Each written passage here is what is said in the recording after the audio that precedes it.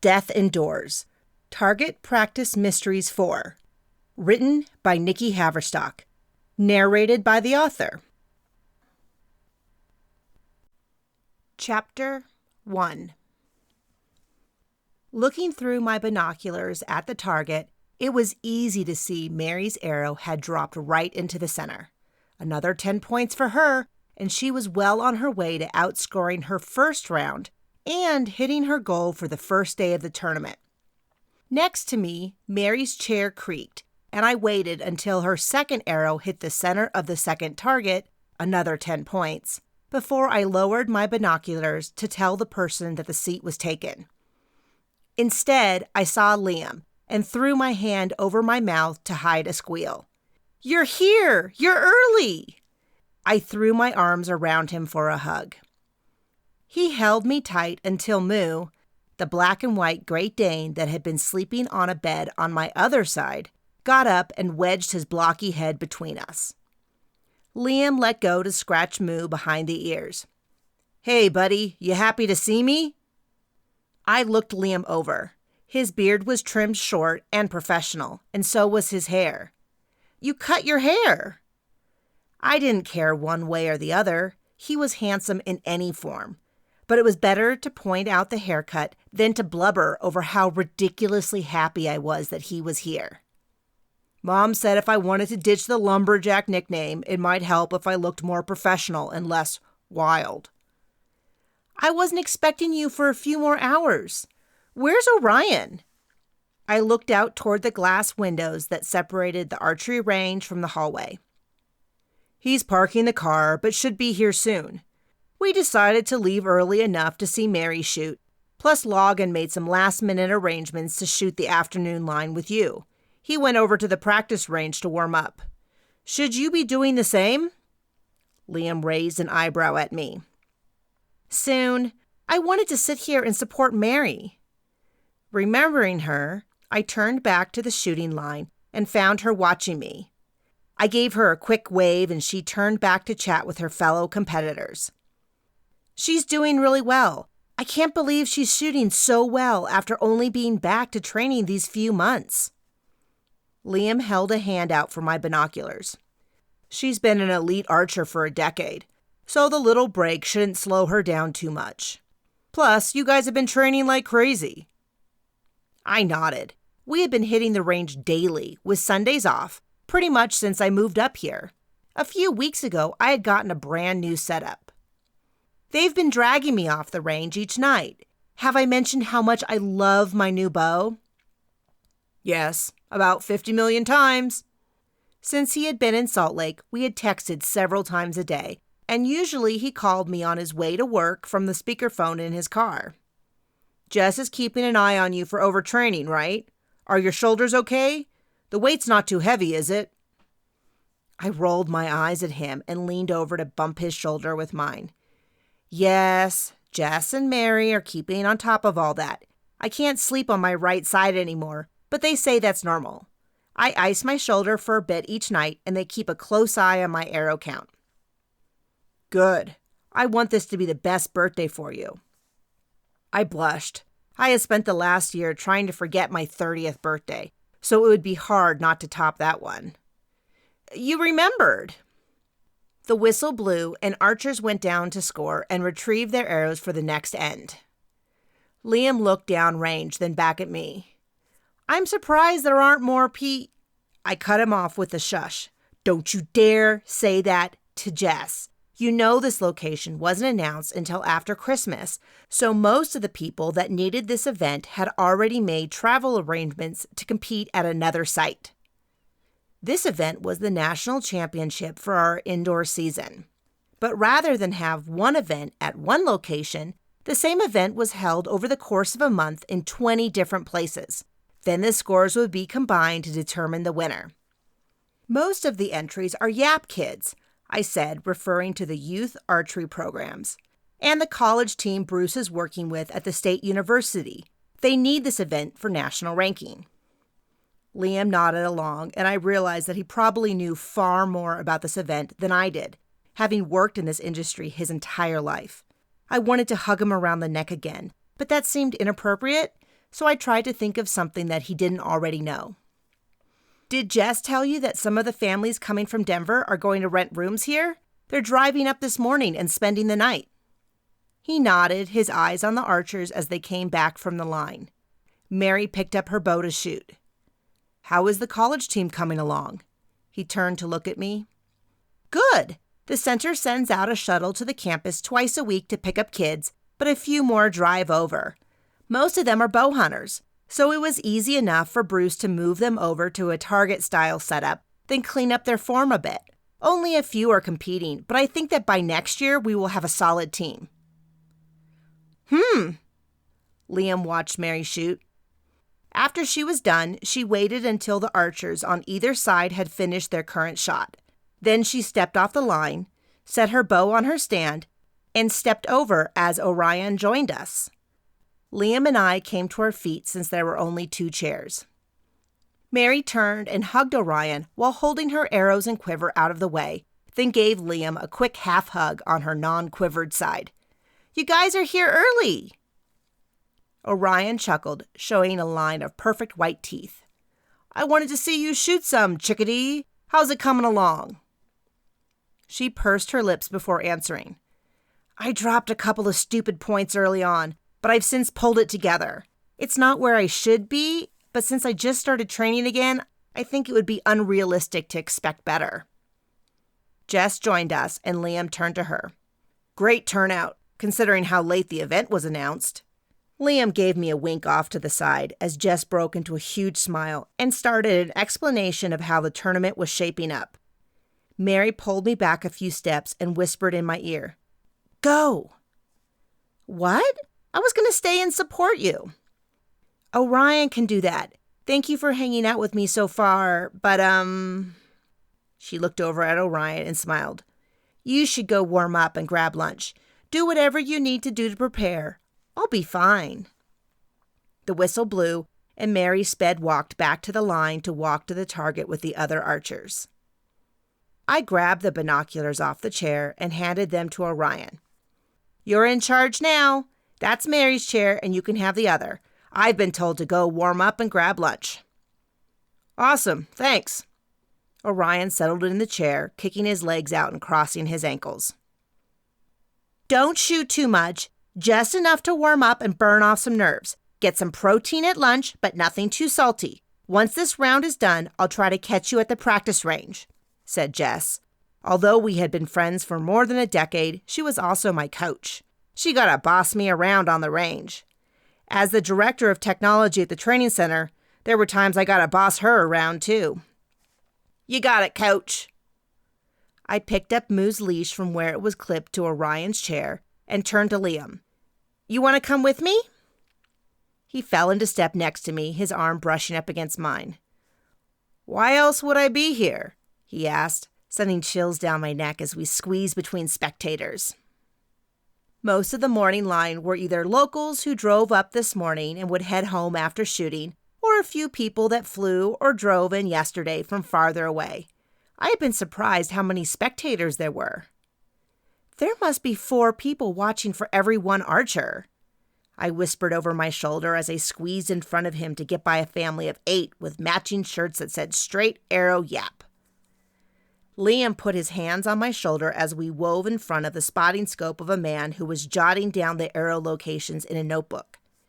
Youth archery parents and coaches can be a bit intense. We cleared the crowd and left the range. My office was across the hallway from the range. The large windows gave me a great view. I opened the door and stepped inside. Flipping on the lights, I dropped Moo's leash, and he jumped into a filthy armchair he had claimed as his own the first day we met. I grabbed my bow, which I left set up in my office, and the bow stand from behind the table and handed the bow to Liam. Here. He held it out, feeling the balance, then drew back the string a few inches, flipped it around, and checked over the sight and stabilizer. Looks great. Nice balance. How are you liking that sight? He handed it back. It's awesome. Very smooth to adjust. Jess and I set it up the day I got home from the OIT show. We only tuned for about a week because she wanted to give me a lot of time to get used to it. I love it so much. Thank you. Don't thank me, thank Mom. She's the one that set up the sponsorship. But you're the one that recommended it. I'll make you proud today. A strange look crossed his face. His brows pinched together and he pursed his lips briefly. Di, can you sit down? I want to tell you something and I want you to really hear me. He closed the office door and sat in the plastic chair in front of my desk. I grabbed the desk chair and sat while I balanced the bottom limb on the top of my shoe to prevent scratching the limb tip. Don't look so serious. I always look serious. This is your first tournament in how long? I looked at the ceiling, doing the math. I was 22 and it was college outdoor nationals in May, so like 8 years and 8 months, I think? I looked back at him. So basically 9 years. And I know you've been training really hard and you're naturally really driven. I want to make sure that you know that Westmount, Mom, Orion, even me, none of us are relying on you to win or set any records. I cut him off, waving one hand in the air breezily. Of course not. I'm not married yet. But I'm shooting really well, and I looked at the scores from last year. You looked at scores? I grimaced, having been caught. Jess and Mary had both given me long talks about ignoring scores and focusing on good form and a strong mental game. But I had been shooting well and thought it couldn't hurt to peek. Don't worry, I've got a handle on this. We've sponsored you because you work for us and you're a great example to the younger girls. I don't want you to put pressure on yourself. I gave him a big smile. Don't worry, I've got this under control. And when he saw how well I shot this afternoon, I was going to knock his socks off. He looked at me, searching my face. I kept smiling and focused on radiating calm, collected energy. Trust me energy. He didn't seem convinced, but he dropped the topic. Do you want to warm up or grab lunch? I hopped up and pulled Moo out of his chair, then handed Liam the leash. Since my hands are full... I grabbed my quiver from underneath the desk and checked in the pocket that my finger tab was there. It was the one piece of equipment I had kept from competing in college. The smooth, well-worn leather was comforting. You still using that old thing? Didn't we send you a new finger tab? I gasped and held the quiver to my chest. Yes, but this one's special. He chuckled at me, and I glared back, though I struggled to hide a smile that pulled at my lips. Plus, the one you sent me was a bit bigger than Jess liked. She ordered 2 more in a smaller size. I'll be breaking them in next week to prepare for the tournament in Vegas next month. I cut my eyes to him and raised my eyebrow defiantly. But I'm keeping this one in my desk. He chuckled. I wouldn't dream of trying to take it away. You ready? I nodded my head and followed him into the hallway, carefully weaving the bow with its long stabilizer and the quiver on my shoulder out of the door without smashing anything into the door frame. I turned to try and lock the door behind me without the quiver sliding off my shoulder when Liam took the keys from my hand. Thanks, and... There was a lot I wanted to say, like how much I had missed him, especially in the past 2 weeks while he was in Salt Lake. I wanted to tell him not to leave again, even though I knew he had to. I'm really glad you're here, I said finally. How's work going? He patted my back briefly as we walked toward the short range, which was set up to be the practice range for this weekend. I preferred the long range since it was across the hallway from my office.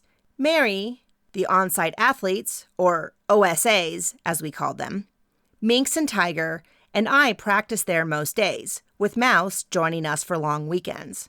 The short range was used for private lessons and tuning, since an equipment room was attached. Sometimes we switched between the ranges to either escape people or find people. Work is work, but it's going well. And you think you'll be done by Vegas? That's the plan. He placed a hand on my lower back and guided me through the doorway ahead of him. His fingers were warm enough to register through my Westmount jersey as we stepped into the practice range.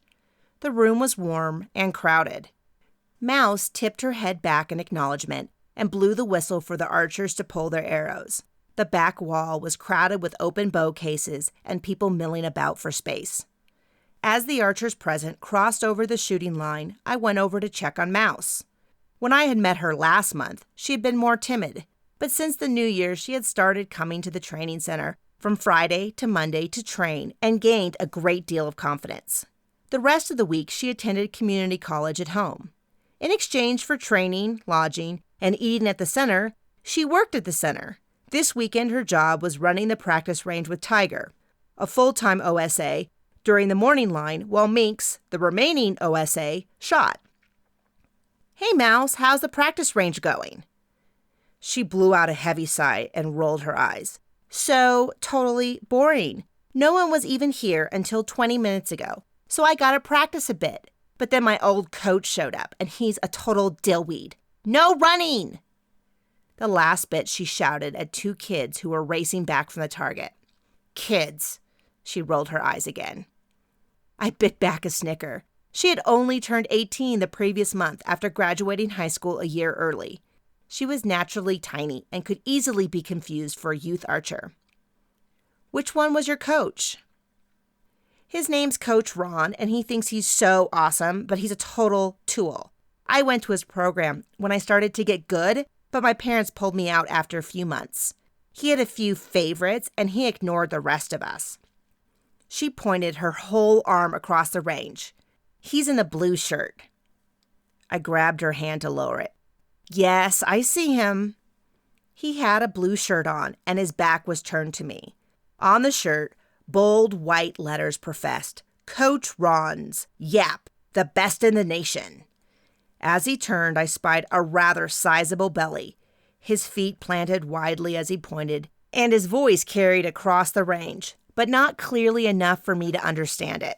The tone was harsh and clipped, and something in it set my teeth on edge. People grabbed their bows and headed to the waiting line.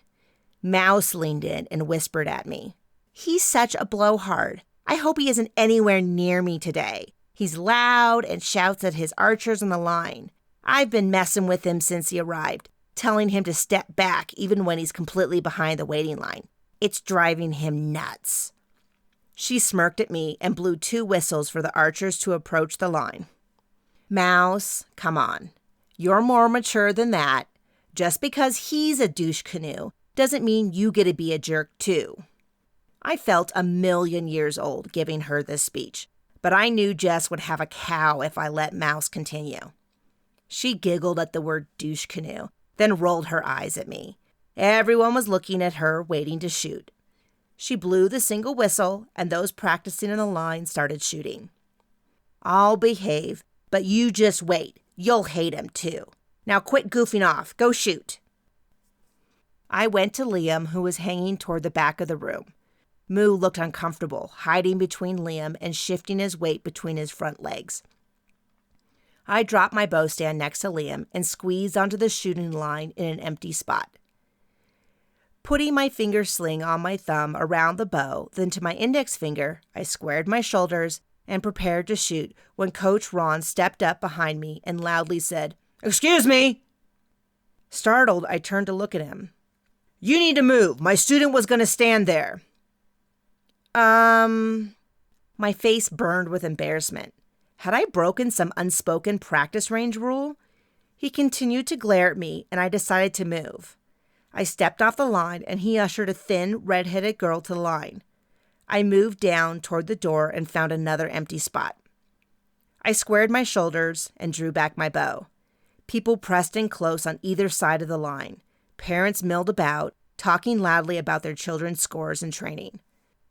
Coach Ron was audible above the din, talking to his star red-headed student. "Aggressive shot. Hand in, head still, follow through. Move the sight 2 clicks to... Never mind, let me do it." It was a series of commands given like a drill sergeant, and it grated against my ears. My front shoulder was set down in a relaxed, neutral position as I drew the string back to my face. The noise assaulted me, but I tried to focus. As my hand came under my chin to anchor, my bowstring bit into the corner of my jaw, and the tip of my nose gently touched the string. Coach Ron barked loudly at someone to focus, and my bow hand jerked up, the sight lifted completely off the target. I let down, returning my hand to their starting position. Rolling my shoulders up and back a few times and adjusting my feet, I started over. When I got to full draw, my sight pin bounced and jerked all over the target, more than it had ever done in practice, and cold pricklies went over my body. This was not how it was supposed to go. This was not how practice had been. I finished executing the shot, and my hand came back behind my head for the follow-through, but I knew it wasn't the strong shot that I had been executing recently. I rolled my head to loosen up, then shot 3 more arrows. None of them were any better, and I was covered in a cold sweat. I felt tears itching at my eyes, and I blinked them away. I was a 31-year-old woman, an adult who would not cry like a child in a room full of real children. Liam was talking to a mother, and I snuck over to put my bow on the stand at his feet, but avoided his eyes. The mother was carrying on about her son and his wonderful training schedule, while Liam nodded at the appropriate times. She called Liam Lumberjack, a nickname he hated, which meant that she didn't know him well at all. I took a deep interest in my fingertip, carefully adjusting the length of the shoelace that my middle finger slid through to avoid making eye contact while I waited for Mouse to blow the 3 whistles to allow us to retrieve our arrows. Liam put a hand on my shoulder and squeezed a few times. Did he know I was struggling? I felt jittery and nauseated, like I had drunk 15 cups of coffee and washed it down with an energy drink. Mouse blew the whistle, and we went to pull our arrows.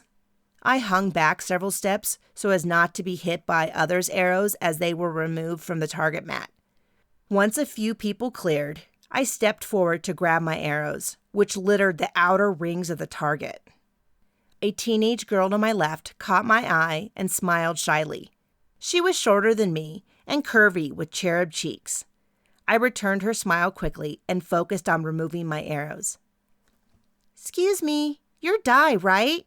You work here," the girl said. "Yes."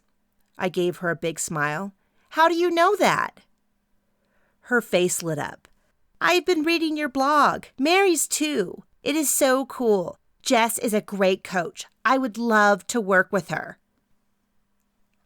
After returning from the OIT show a few weeks ago, we had implemented the training blogs.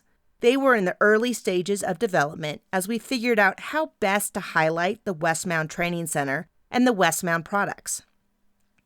"Are you serious? I'll have to introduce you to Jess. She'll be thrilled to hear you like the blogs." We were walking back to the line when she hesitantly put her hand on my arm to stop me. She looked around, then leaned in close. "Ignore Coach Ron. He was totally out of line to tell you to move." I blushed just thinking about it. "Oh, I wasn't paying attention."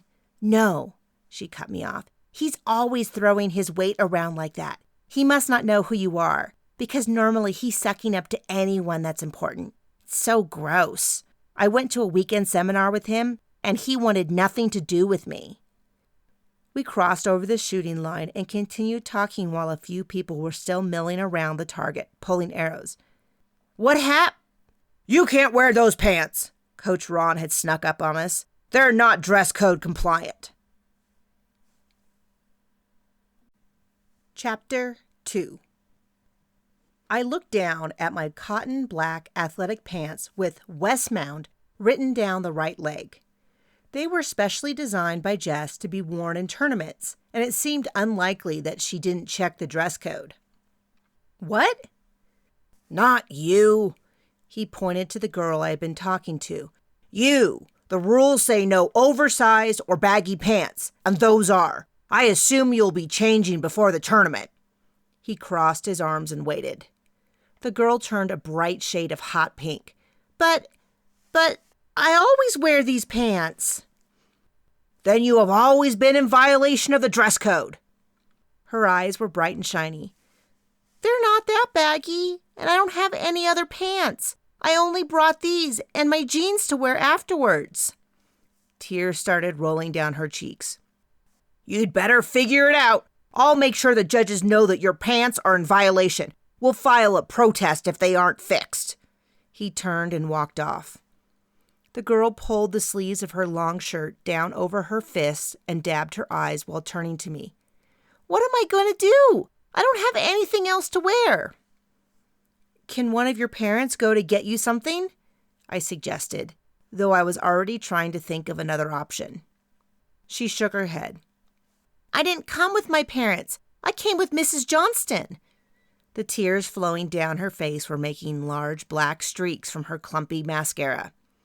Mouse came over. "What's going on? What did Coach Ron say?" She was glaring in his direction. Between sobs and gasps, the girl said, "He said my pants are too baggy for dress code." "Do the rules say how baggy is too baggy?" I asked. Most of the dress code rules were very specific. Women could wear a sleeveless shirt so long as the thinnest part of the strap was at least 3 inches wide. The inseam on shorts had to be 3 inches as well. I now carried a tape measure in my purse, so I was prepared when shopping. Mouse rolled her eyes. "No, just not oversized or baggy." "That's stupid. Who determines that?" "The judges," said Mouse. "Now the judges are awesome and try to do the best job they can. But Coach Ron can make a big stink and pressure them into kicking her out." The girl burst into tears again, and I patted her back. "Thanks, Mouse. Real helpful." "Come on, sweetie. I'll figure something out." I realized that I hadn't asked the girl her name and hoped that nicknames like Sweetie would suffice. Putting an arm around her shoulders, I carefully maneuvered her around the people and their quivers. Maybe I had something in my apartment of the housing center. Or maybe... I looked down at my Westmount pants. "Of course, I'll get you a pair of pants like mine." She sniffled but looked at me hopefully. "I don't have any money on me." "Come on." I walked back to Liam. "I'll take care of it. Consider it a prize for being the first official blog reader that I've met. Hey, Liam, I need to head out for a second. Do you want to stay or...?" "I'll go with you. I've got your bow." He turned to the lady who had been talking to him and excused himself. I followed the pants girl out into the hallway and waited for Liam and Moo to follow. "I'm going to buy Pants here some new pants, so she doesn't have to worry about Coach Ron hassling her during the tournament." Our quivers at our side banged and jostled in time to our pace as we started down the hallway.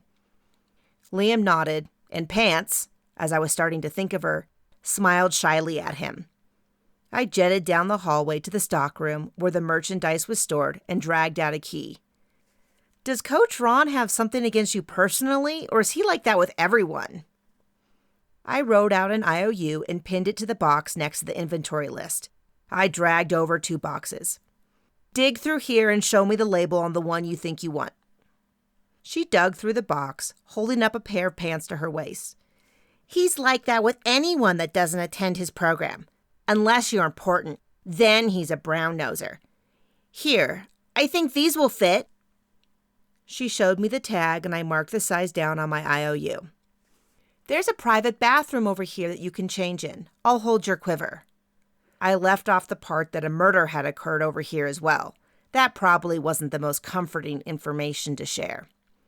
I unlocked a door and held it open and grabbed my bow from Liam as he passed by. He wasn't a mule to carry my stuff around for me all day. I unlocked the bathroom. "Here you go, Pants. I'll hold that for you." I extended a hand and she passed me her quiver, then closed and locked the door. Liam raised an eyebrow at me. "Pants?" "Sorry, she didn't say her name, so I had to improvise." We scooted away from the bathroom door. "What did Ron say to you? I saw you move at the practice range." "He said I was in his student spot and I needed to move. I thought maybe I looked away, embarrassed by the whole confrontation. "Pants said he's like that with everyone." Liam's mouth was a thin line. Moo came over and pawed at my knee. I knelt down, carefully moving my quiver to the side, and scratched his ears. "I didn't shoot well." Liam slid down the wall next to me. "What?" "I didn't shoot well. There were so many people, and I got all flustered by what Coach Ron did. I swallowed hard. "I'm kind of freaked out." He squeezed my hand and put an arm around my shoulder, squeezing with his hand. "I know." I leaned into his side and stared at Moo. I just want to make you and everyone proud. You do, and you will. Even if you have the lowest score out there, you will. This, what you're doing right now, helping out another archer, being a good example, that's what makes us proud. Continue to focus on that. Competing is secondary. He squeezed my shoulder. The bathroom door opened and I stood back up. I didn't want to be a good example. I wanted to be an awesome archer. But it was nice to know that Liam supported me either way. Pants emerged hesitantly. Thanks, they fit. Awesome. Sorry about calling you Pants, but you never said your name. I waited for her to supply it. No, I love Pants. I've always wanted a nickname, but nothing's ever stuck. She grabbed her quiver from me. I need to get back to the range before Mrs. Johnston worries.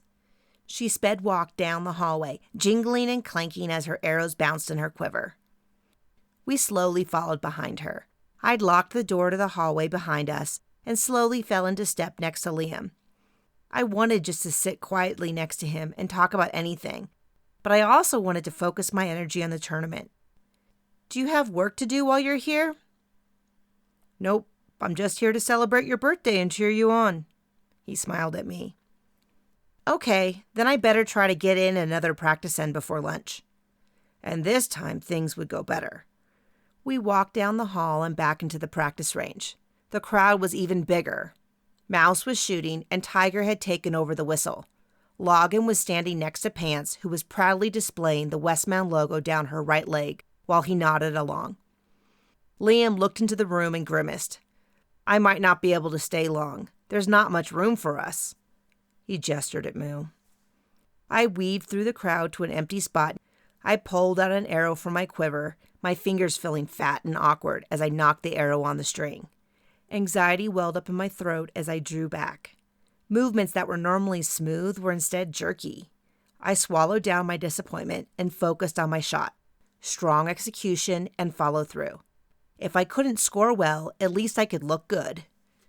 As I concentrated on my form and technique, my shots smoothed out a bit, but they were still miles from what I had been doing in practice.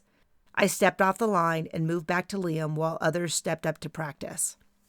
Liam jerked his head to the left at a man with a mustache who was holding the largest spotting scope I had ever seen.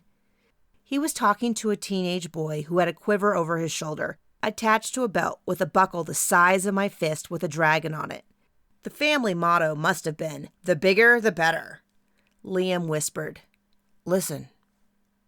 Spotting Scope Dad was telling Buckle's son, "It'll be okay. We'll give Coach Ron the balance for the rest of the month and tell him that he can focus on his star student this tournament."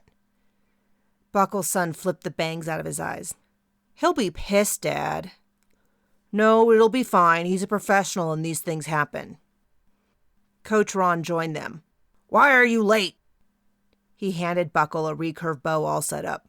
"I finished tuning the bow. You need to go shoot it so I can make minor adjustments. Go!"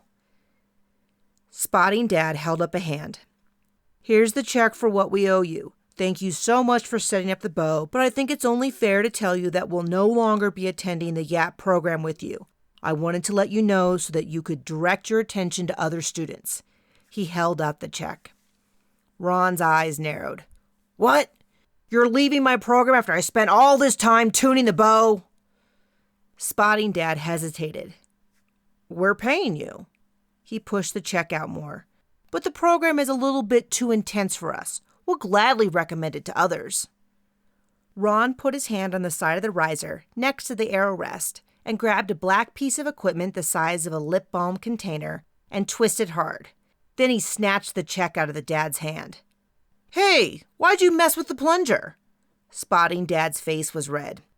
"Tuning the bow was something I did out of the goodness of my heart. I just undid it is all. Good luck." Ron turned and walked away. Buckle's chubby cheeks were red, and he appeared to be fighting back tears. "Dad, I told you he'd be mad. What am I going to do? There's no time to retune the bow. I need to get my qualifying scores." He ducked his head, his bangs flopping over his shiny eyes. Liam nudged me in the side. "Go on. You know you want to help." I turned to him and nodded. "We could use the filming room. It's not a full 18 meters, but that would help, right?" Liam nodded. I'll meet you in the hallway. I called over to Mouse. Hey, can you pull my arrows for me? She nodded as I handed her my quiver. No problem. I went over to the father and son duo as Buckle hid his tears and Spotting Dad fumed. Hi, I'm sorry to interrupt, but I'm Di and I work here. If you want to try and fix the bow, we've got a room we use for filming that has a target. It's not the full distance, but I think it'd be enough to at least get your tune close enough to compete. Buckle nodded at me, his eyes ringed in red, and Spotting Dad looked relieved. Thanks, Di. That would be great. I can't believe Ron was so immature about that. I wove my way out of the range. Ron had messed with Buckle's plunger. It was a button above the arrow rest that the arrow lay against. Then, when the arrow was released, it bent into the plunger. By adjusting the tension on the button, you could make the arrows fly better and be more forgiving. A tuned bow didn't react as badly to a poor shot as an untuned bow did. We had spent about a week tuning my bow, and it would need to be adjusted every time I changed my setup. As I passed by Tiger, I leaned over and asked, If you see Jess, can you send her to the filming room to help us with something? What's up? Someone messed with his kid's plunger. I gestured at Buckle, and we're going to see if we can help him. He gave me a wink. Sure thing, hot stuff. I rolled my eyes at his flirting. We had quickly established that he meant nothing by it, otherwise I would have set him straight. I stood next to Liam, waiting for everyone to catch up. At least he didn't change the center shot. I bet you can get it pretty close to tuned in no time. Spotting Dad grumbled as they followed me down the hallway. I can't believe he did that. I'm going to report him or file a protest. Can you do that?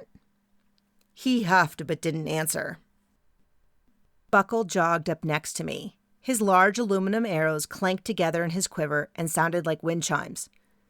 There has to be a rule against it, right? He can't mess with my equipment. I shrugged. I'm sorry, but I don't know. I'm new to all this.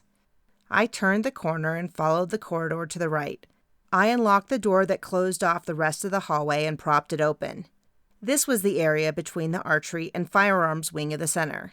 The firearm employees were gone this weekend, as they usually were during our events. I unlocked the door to the filming room and propped it open.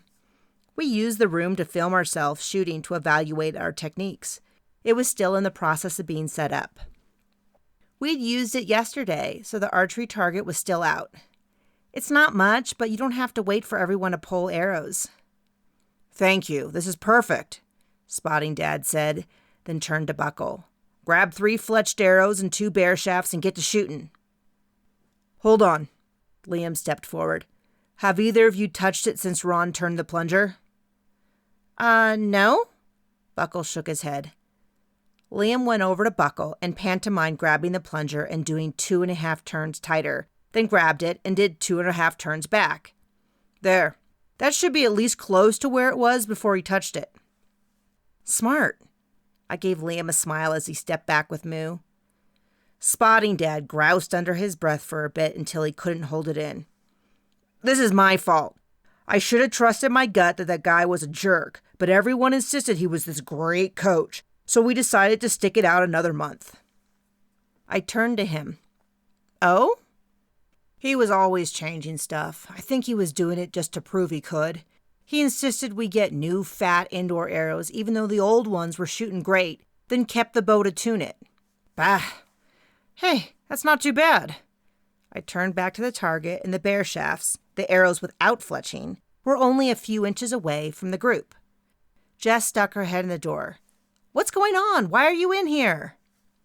I gave a brief explanation, but she shushed me halfway through. I'll take care of it. Go to lunch right now. They're just finished shooting and will be turning in their scorecards. Get in line ahead of them, now. Liam and Moo were already in the hallway, and Liam jerked his head toward the cafeteria. Good luck, I yelled over my shoulder as I popped into the hallway. What a day so far. Are all tournaments like this? Not exactly. Ron better watch out. Karma's gonna get him, Liam said with a smile. I chuckled at his reference to Karma, the 30-foot-tall Yeti target, and her catchphrase. I had seen her at the OIT trade show earlier that month. Karma had helped me catch a murderer. We rounded the corner into the dining room right outside the cafeteria. Most of the people from the practice range were seated in the large dining room. Liam passed Moo off to Logan since Moo was forbidden from the cafeteria. Not only was it a health code violation, but with Moo's height, it was easy for him to help himself. Moo stared at the cafeteria with deep longing and licked his lips before looking at me with his begging for a treat look on his face. I patted his head before I left. We scooted into line and I picked out a salad with grilled chicken breasts on top. I spooned some spicy hummus onto the plate, since Jess had told me that chickpeas help your brain function. Liam looked at my tray. "You on a diet?" I shook my head. "It's supposed to be a healthy eating plan to fuel my body." I put air quotes around the parts that Jess had been drilling into me during her training sessions. Since the OSAs arrived, she had been having weekly meetings to cover different topics related to competition and performance. As we left the cafeteria, a mass of people emerged from the hallway and entered the cafeteria line. The morning line must be done. We grabbed drinks and headed toward the large dining room, a mix of booths and tables that was always open and made a convenient place to hang out. We weaved through the tables and joined Logan and Moo near the windows. I sat down, and the cold of the Wyoming winter sucked the heat off of the side of my body closest to the glass. Moo was standing next to Logan's chair, making low, whimpering noises. I shook my head. "Logan, did you give Moo food?" He stopped mid-bite and looked at his plate, where a bit of hamburger was hanging on the edge. He sucked air through his teeth. Don't feed Moo human food. It's very bad for dogs." I made Moo lie down. His doggy eyebrows tented over his eyes. He smacked his lips before he gave up. He moaned dramatically as he flopped into his side by my feet. "So you decided to come shoot the tournament?" Logan finished chewing and nodded.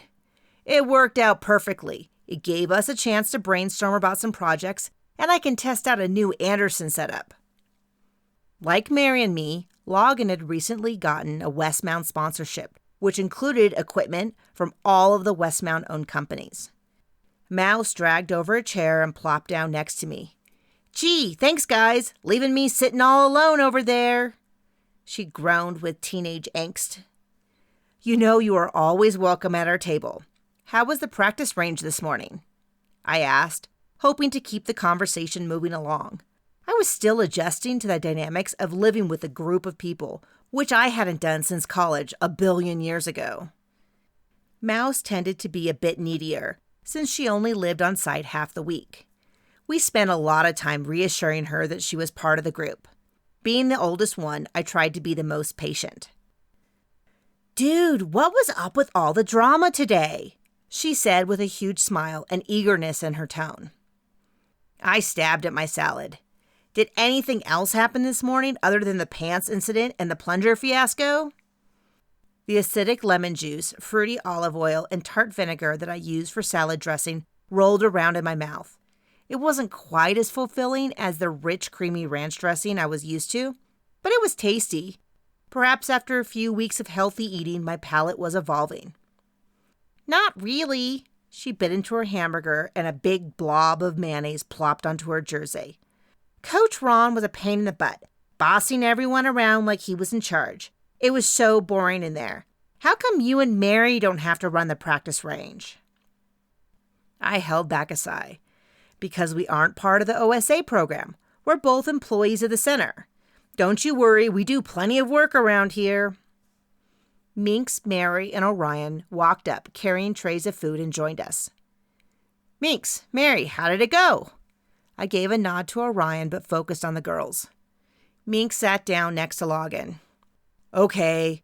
I could do better, but it's fine. Indoors has never been my game. But Mary is tearing it up." Head swiveled around to Mary, who shrugged. "I'm doing okay." Orion chuckled. "Don't listen to her. Kicking butt and taking names." She smiled at him, her cheeks a rosy pink. "Thanks. I made a few dumb mistakes, but this is about the best I can do. I wish I'd been training longer, but..." She shrugged and dug into her meal.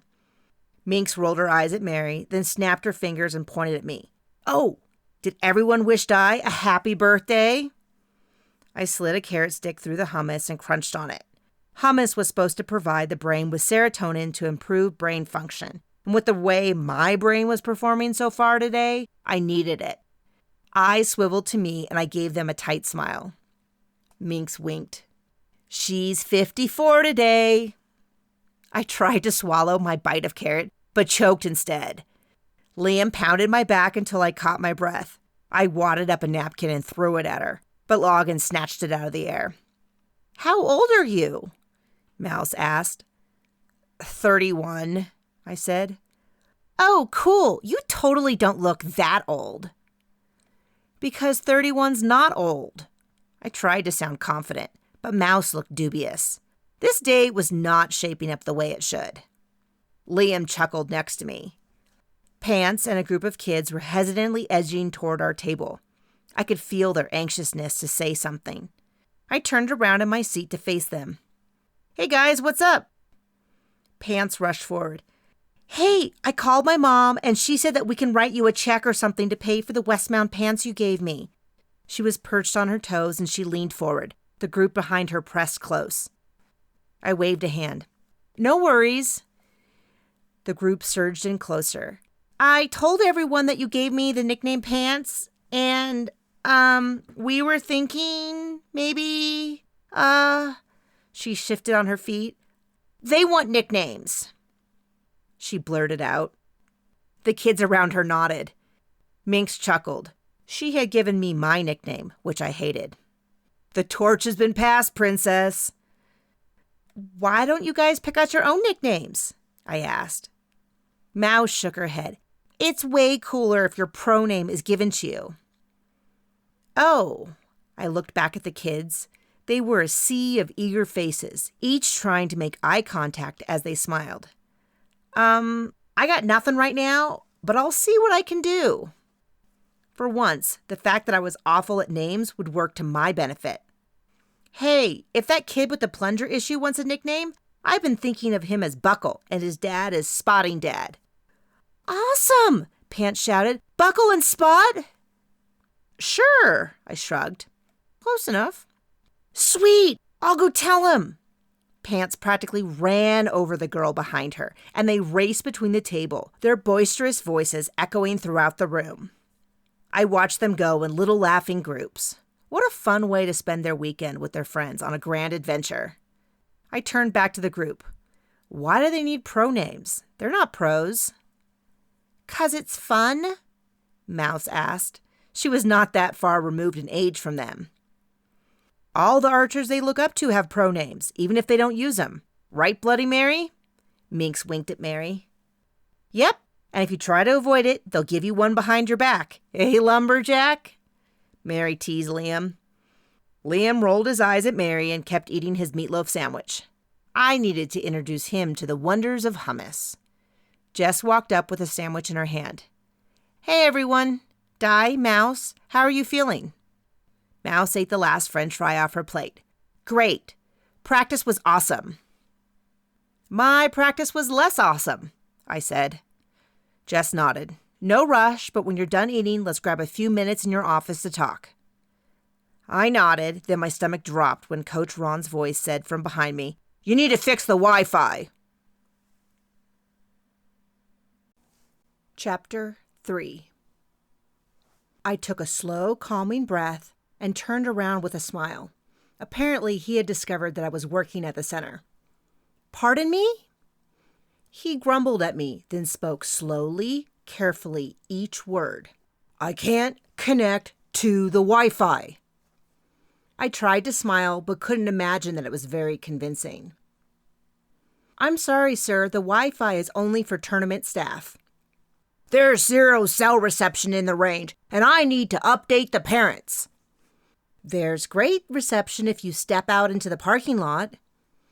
He pointed to the window, behind which snowflakes danced down from the sky. It's snowing. It's January in Wyoming. That barely qualifies as snow. Snarkiness crept into my voice. I'm sorry, but the wireless is dedicated to getting the live scoring out. If it makes you feel any better, we're not using the Wi-Fi either." I gestured to the table and everyone nodded in agreement. He took in a breath to speak, then cut his eyes over to Liam and stopped. Instead, he mumbled, "Thanks anyway," and left. I turned back to the table, which had gone quiet. Mouse slapped me on the back. "Way to put him in his place." "What? I thought I was pretty diplomatic." I looked around the table. "Sure," Mary said, dragging out the word dubiously. Jess quirked an eyebrow at me. "I wouldn't call it diplomatic, but you were fine. He's been nothing but a bother today." "Did you get that kid's bow fixed?" She finished off the rest of her sandwich. Little flecks of green paste clung to her lips before she licked them off, probably her kale and hummus mix she swore by.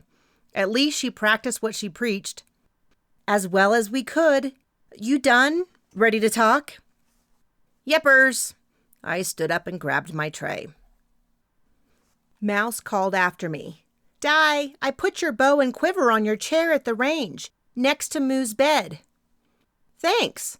I raised my voice as I replied over my shoulder.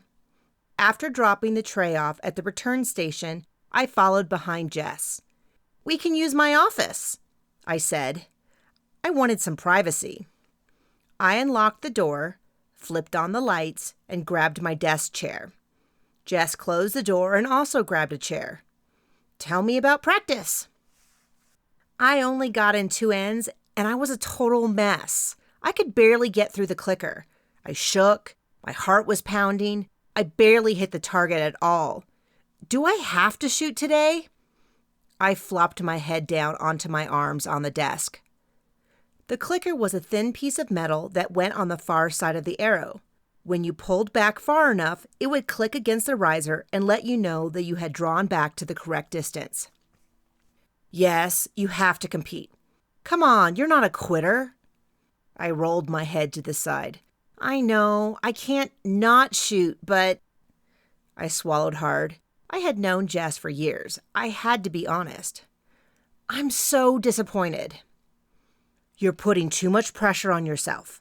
You need 2 skills to succeed in archery: the ability to shoot and the ability to shoot in tournaments. You only get better by practicing both." I wanted to do well. I shuddered as I avoided her eye contact. "You'll do well by having a good attitude and focusing on your goals. What are the goals we picked out?" I let out a big sigh. I didn't want to be mature and think of practical matters. I wanted to win, but I forced my brain back into the frame of mind Jess was requesting. "Focusing on strong, aggressive shots." She chuckled at me. "That's not very enthusiastic." "I don't feel very enthusiastic either." I gave her a half smile, the best I could authentically muster. I was frustrated, but not a total whiner. I really wanted to impress everyone. Jess patted my head. "The tournament hasn't even started yet. You can't give up before your first arrow." "Will you watch me shoot some?" "Yes, but there isn't much I can really do for you other than help you stay in the right headspace. Like my coach used to say, if you don't bring it with you, you won't find it here." Jess got up, opened the door, and leaned into the hallway. "Hey, Liam, hold up." "Come on, Di, grab your jacket and boots. Go walk Moo with Liam and get some sun on your face. Give me your tournament bag and I'll put it on your chair." I passed her a tote with a book and a Bible to flip through if I needed to take my mind off things, headphones to plug into my phone, a water bottle, nuts, knocks, and other things I might need. Then I ripped off my shoes, slid my feet into the oversized ranch boots, and grabbed my jacket. "Thanks, Jess." I closed and locked my door, then jogged to catch up with Liam and Moo, who were waiting for me. I dug my mittens out of my jacket as I followed Moo through the 2 sets of double doors that prevented the wind from getting inside. The sun was warm on my face, even though the air was cold. I turned to face it and soak up every ray. Taking a deep breath of the crisp air, I threw my shoulders back and felt a bit better. People milled around the parking lot, loading or unloading cars. I reached over for Moo's leash. "I've got boots on." Moo and I walked through the snow next to the parking lot. He danced and bounded, kicking the snow out behind him on stiff back legs. He buried his head in the snow, then flipped his head back, sending up a fine mist of flakes. The snow clung to his eyebrows and made me giggle. Liam was watching us from the sidewalk with a smile. Moo led me back to his favorite bushes, which he meticulously sniffed before finding the perfect branch to water. Once finished, he raced to the end of the lead as he danced through the snow, stomping down snowdrifts, then rolling on his back. I crouched down, careful not to touch the snow with my pants, and kissed Moo on the soft fur in front of his ear, then hugged him around the neck. I rubbed my cheek up against his neck and whispered, "I love you, Mr. Moo." But he was too excited to be held down. He bounced away, flattening a small branch that was sticking out of the snow. While Liam had been in Salt Lake the past few weeks, Moo had lived with me, and I wasn't sure if I could return Moo when Liam moved back. I checked my phone and sighed. It was time to go inside and settle in. Even though practice didn't start for another half hour, I wanted to have all my equipment on and start warming up. I gave Moo one last scratch on the rump and waded through the snow back to Liam, who was chatting with our local law enforcement officer, Brian. "Hey, Brian." I extended a hand. "I saw you competing this morning. How did it go?" He shook my hand, then rubbed the back of his neck. "Oh, it went okay. I've never competed in a tournament like this, but it was fun. I'm sure you're gonna kill it." My stomach did flip-flops. "Oh, don't be so sure about that. You taking off or staying?" "Staying. They waived my tournament fees if I helped the tournament staff with security and manpower." Though the tournament was at the training center, we weren't doing much except manning the practice range. A nearby archery club was running the tournament, providing the director of shooting and judges, and had arranged all the registration. They paid the center a small rental fee, and the rest of the money was theirs to keep. It was a great exchange, since the center staff was either coaching or shooting the tournament. "Security? Come on, really?" "Considering the number of murders you've had here, you might consider full-time security." He gave us a rueful grin. I hushed him. The front door of the center slammed shut, and Minx joined us. "If we get a vote on who gets murdered, I vote for Coach Ron."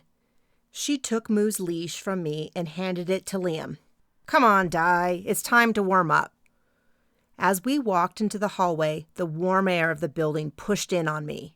I shed my coat, kicked off my boots, and jogged to my office. We were constantly in search of the perfect, comfortable athletic shoe that was stable when we shot. Minx had golf shoes, while I grabbed a pair of black high-top Converse. I padded behind Minx to the chairs we had reserved and laced up my shoes. She stood close and tapped her foot. "Hurry up!" The flipping in my stomach went overtime, and my throat felt like I had something lodged halfway down. "Ease up, I'm stressed enough already." Her facial expression softened. "Hey, it'll be okay." She sat in the chair next to me as I finished tying my other shoe.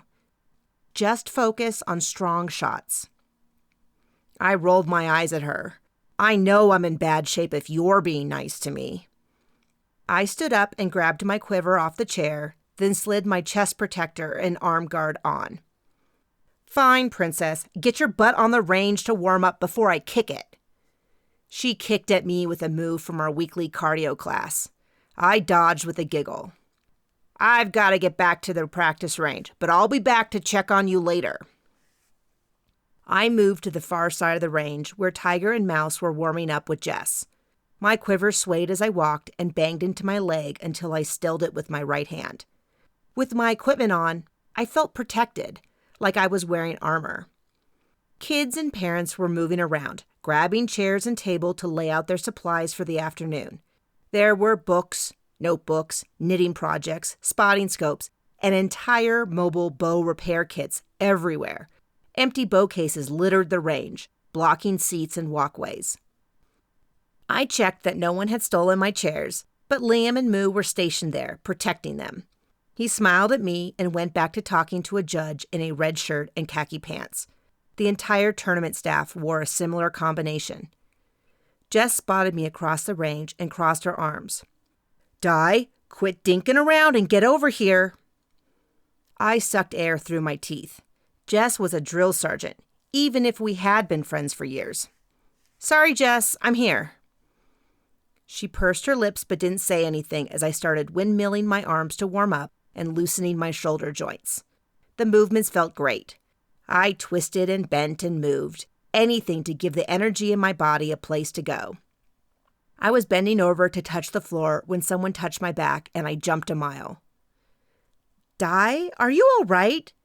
Jess had an eyebrow quirked at me, while Tiger chuckled. I took a slow, deep breath in for a count of 5, then slowly exhaled for another 5 before I answered. "Yeah, just a little wound up." I pressed my right arm across my chest, grabbing it with the left hand to stretch out my back. "Get out your stretch band." I grabbed the green elastic loop that hung over my arrows in the quiver. The resistance was minimal, but it allowed us to practice our shot without a bow. I put my finger sling around the band to make sure I didn't shoot it across the range. Jess stood to my right and slightly behind me as I ran through a few shots, gently reinforcing and correcting my form. The PA system overhead crackled and snapped, then a voice echoed across the range. "Archers, we'll begin the practice rounds in 10 minutes.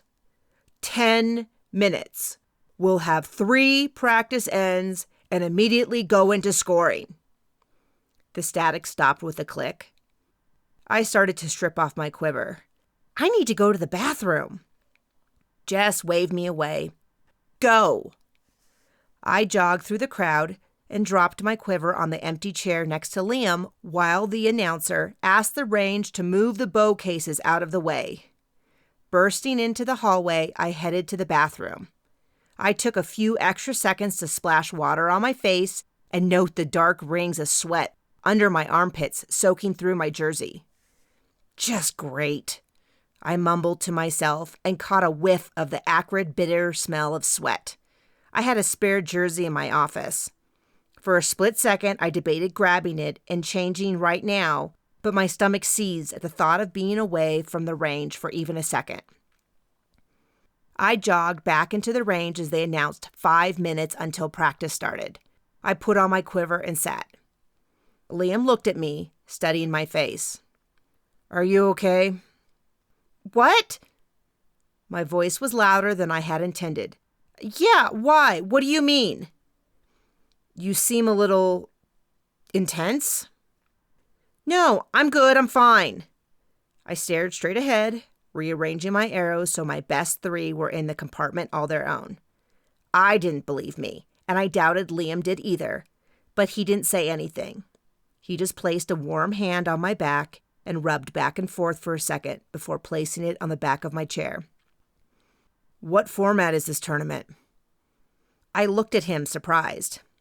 "Sorry, there are a lot of tournaments. I can't keep up with all of them." 300 round, 10 ends of 3, then a short break. I think they did 15 minutes during the morning line, then a second 300 round. Tomorrow is the same.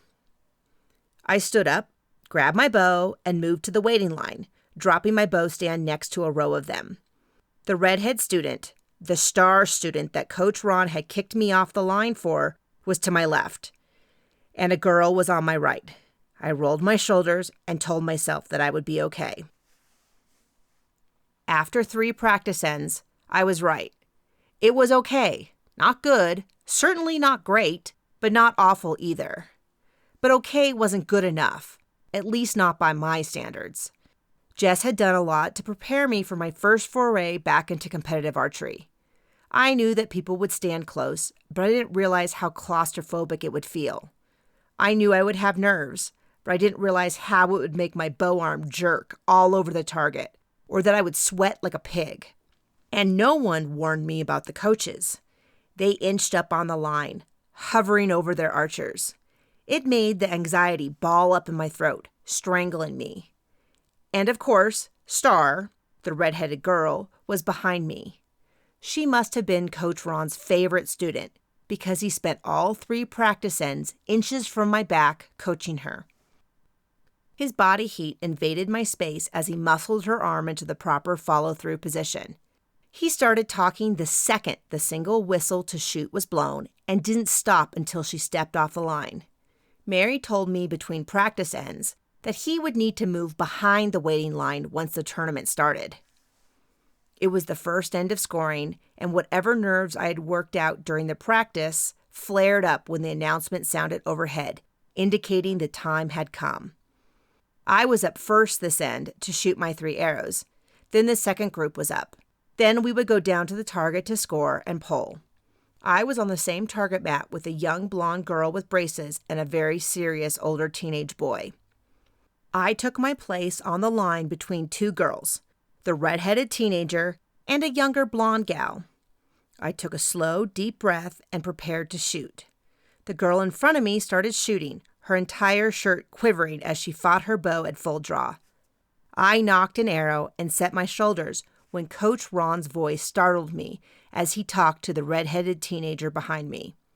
"Nice! Strong shots! Shoulders back! Stay in line! Focus on the X! Good follow-through!" He continued on, words spilling out on top of words. He was no longer hovering 3 inches behind me. Instead, he was behind the waiting line 3 meters back, using his outside voice. This couldn't be happening. My pulse pounded in my ears as my palm slipped on the grip of the bow from sweat. Anxiety prickled all down my spine, and a wave of nausea rolled over me. I looked into the crowd. A few people were glaring at him, but no one was making a move to stop him. I caught Jess's eye, and she flicked her hands toward the target and mouthed, "Shoot!" The large timers between the shooting line and the targets were counting down quickly. No matter how annoyed I was, I didn't want to run out of time. Focus on strong thoughts. I pulled back, locked onto the X in the middle of the gold ring, and shot as aggressively as possible despite my shaking arm. The arrow winged off to the right. 2 more shots, and each time the arrow hit the target, but not in the center as I had hoped. The archers on either side were already off the line, so I stepped off and set my bow on the stand. I tried to keep my face smooth instead of grimacing in frustration. I walked around the bows, careful not to clip the limbs of the bow that dangled into the walkway, and flopped onto the seat next to Liam. Mary and Orion had pulled over 2 chairs and were talking to Liam. As I approached, everyone's eyes swiveled on me. I held my quiver out to the side so I could sit on the chair. "Fine, it's going fine." Liam continued to chat with Mary and Orion, but he placed a hand along the back of my chair, brushing up against my back as I stared straight ahead. I had dropped a couple of points below my average minimum on each arrow I shot. Over the course of the round, that would be 20 to 40 points total, 40 to 80 for the day. I guess this is why Jess kept telling me to focus on form over score. I could give up now, 3 arrows in, or I could try my best even when I was shooting badly. I already felt wrung out and exhausted. I threw my shoulders back. I would have the best attitude and the best form I could, even if I shot all misses for the rest of the day. I would smile and try to have a nice time. My decision made, I turned back to the group with a big smile. Mary caught my eyes. "You okay? Your face looks funny." The whistle blew to score and pull the arrows from our first end. "This is my happy face." Mary did not look convinced. I moved to the line and boogied to catch up with my target mates as they approached the target. A serious boy picked the clipboard off the ground. "My name is Matt. I'd like to do the paper scoring." "I'm Di." I smiled at them. "I can do whatever." The blonde girl with braces sneezed into the bend of her elbow, muffling out a name that was either Carol, Carolyn, or perhaps Caroline. "Jones. Can I do the electronic scoring?" "Sure, Davy Jones," I blurted out. That left me to call the arrows on each target, listing the highest value arrow to the lowest. Serious Matt and Davy Jones scored them and confirmed that they had the same running score. Davy looked at me and giggled. "Davy Jones? Arg! Where's me booty?" I giggled with her until I noticed that Matt was tapping his pencil on the clipboard. "Sorry, I'm up first." I called my arrows and waited for Davy Jones and Matt to record the scores, then compare the end score. Next, they checked the running score. Once all three of us were scored, we marked the target next to the arrows as a precaution in case we had an arrow that shot through the target, then pulled our arrows.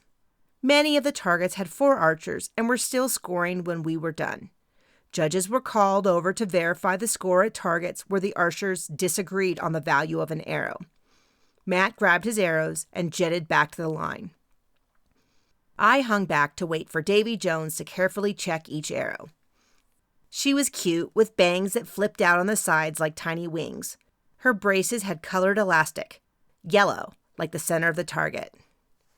"They say that you work here." I nodded. "Yep, I'm the director of technology." "What's that?" "I take care of all the computer stuff." That seemed the easiest way to describe it. She squealed and grabbed my arm. "No way, I love computers, like websites and video games and stuff like that." "That's great, it's a wonderful career." As we walked back to the shooting line, she excitedly told me about the video games she played and how she used spreadsheets to track how most efficiently to gain experience to level up. I didn't know what game she meant, but it didn't seem to matter so long as I smiled and nodded. By the 4th end, I was starting to settle in. Whatever was going to happen would happen. I sat with Liam when I could, and when we only had a few seconds, I'd sit with Davy and encourage her interest in computers. We shot second during the 4th end, and when it was our turn, we took the line. Despite my best efforts to ignore Coach Ron, I couldn't block him out completely. Mary had encouraged me to think of it as an opportunity to increase my mental toughness. Mouse, who was 2 targets down, said she was going to punch him in the face if he didn't cool it soon. I was pulling myself together, and my end score was improving ever so slightly. Davy finished shooting her last arrow and stepped off the line. I finished my last shot and followed her. I stepped back to my bow stand, and Coach Ron had Davy by the arm. "Do not step off the line when Becky's at full draw." He pointed at the redhead. Davy's eyes were wide, and she stuttered, I thought—" "Don't touch her," I said. "She's not next to your student, she's next to me, and she can step off the line whenever she wants." All the frustration that had built up at his constant yapping came tumbling out. He glared at me. "Don't interfere." The whistle blew to collect arrows, but no one in our area moved. Mouse swooped in. "The rules state that once an archer's done shooting, they must step off the line. That's the rules, and that's what she did. Speaking of rules, Judge! Judge!" A judge stepped toward us. "Yes, Mouse?" "The rules state that coaches can talk to their students on the line so long as they don't bother the other archers. He's bothering me." I nodded along. Coach Ron's face was a brilliant shade of red. "I'm allowed to coach my student." Mouse leaned in, a finger pointed at him. "You don't have to scream when you do it. You can use hand signals or whisper. You haven't shut up since the 1st end. They can hear you on the compound side." The judge stepped in closer. "Easy, everyone. Archers go pull. I'll take care of this." Davy dabbed at her eyes and stared at the floor. I put an arm around her. "Hey, you okay?" She nodded her head, but a tear dripped off her nose. "It's my fault. I know that he doesn't like it when anyone does anything to distract his precious Becky." "Do you work with him? Did I totally get you in trouble with your coach?" Had my huge mouth gotten her in trouble? "He's not my coach anymore. I used to attend his program, but we moved last June, and the commute was eventually too long." She continued to stare at the ground as we approached the target. "Hey!" I stopped and waited for her to look at me. "Your job isn't to make some coach happy. Your job here is to follow the rules and do your best." Mouse slid up next to me and bumped me over in her enthusiasm. You okay? Ignore stupid old Coach Jerkface. You did nothing wrong, and he was totally out of line to even say something to you, okay? Davy looked up at Mouse, then me. She sniffled, and a tiny smile pulled at the corner of her lips. Coach Ron was fighting with the judge at the shooting line, while Matt stared at us as he held the electronic scoring device and tapped his foot. We better go score before Matt has a fit.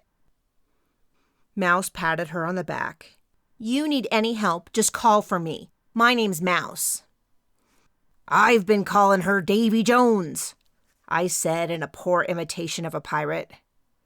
Arg, I like it. You need me, Davy Jones? Bellow and I'll swoop in with me cutlass. Mouse turned and jogged back to her target.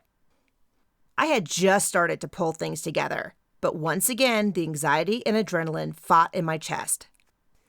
We finished scoring our arrows, and Davy was already looking perkier. She double-checked the score. Hey, Di, you and Matt have the exact same score. Before I could reply, Matt shook his head. My scores are awful, awful. I have never, ever shot this badly. I think something's broken on my bow or something. My score's terrible. He turned and left the target. If I hadn't felt badly enough about my score before, that really rubbed salt in my wounds. Only 16 more ends to go. After we finished scoring, I stretched my arms overhead as we returned from the target. The excitement of earlier had died down. Coach Ron had continued to fight with the judges about what was an appropriate level of communication. Even when he lowered his voice and spoke half as much, he was a distraction of epic proportions.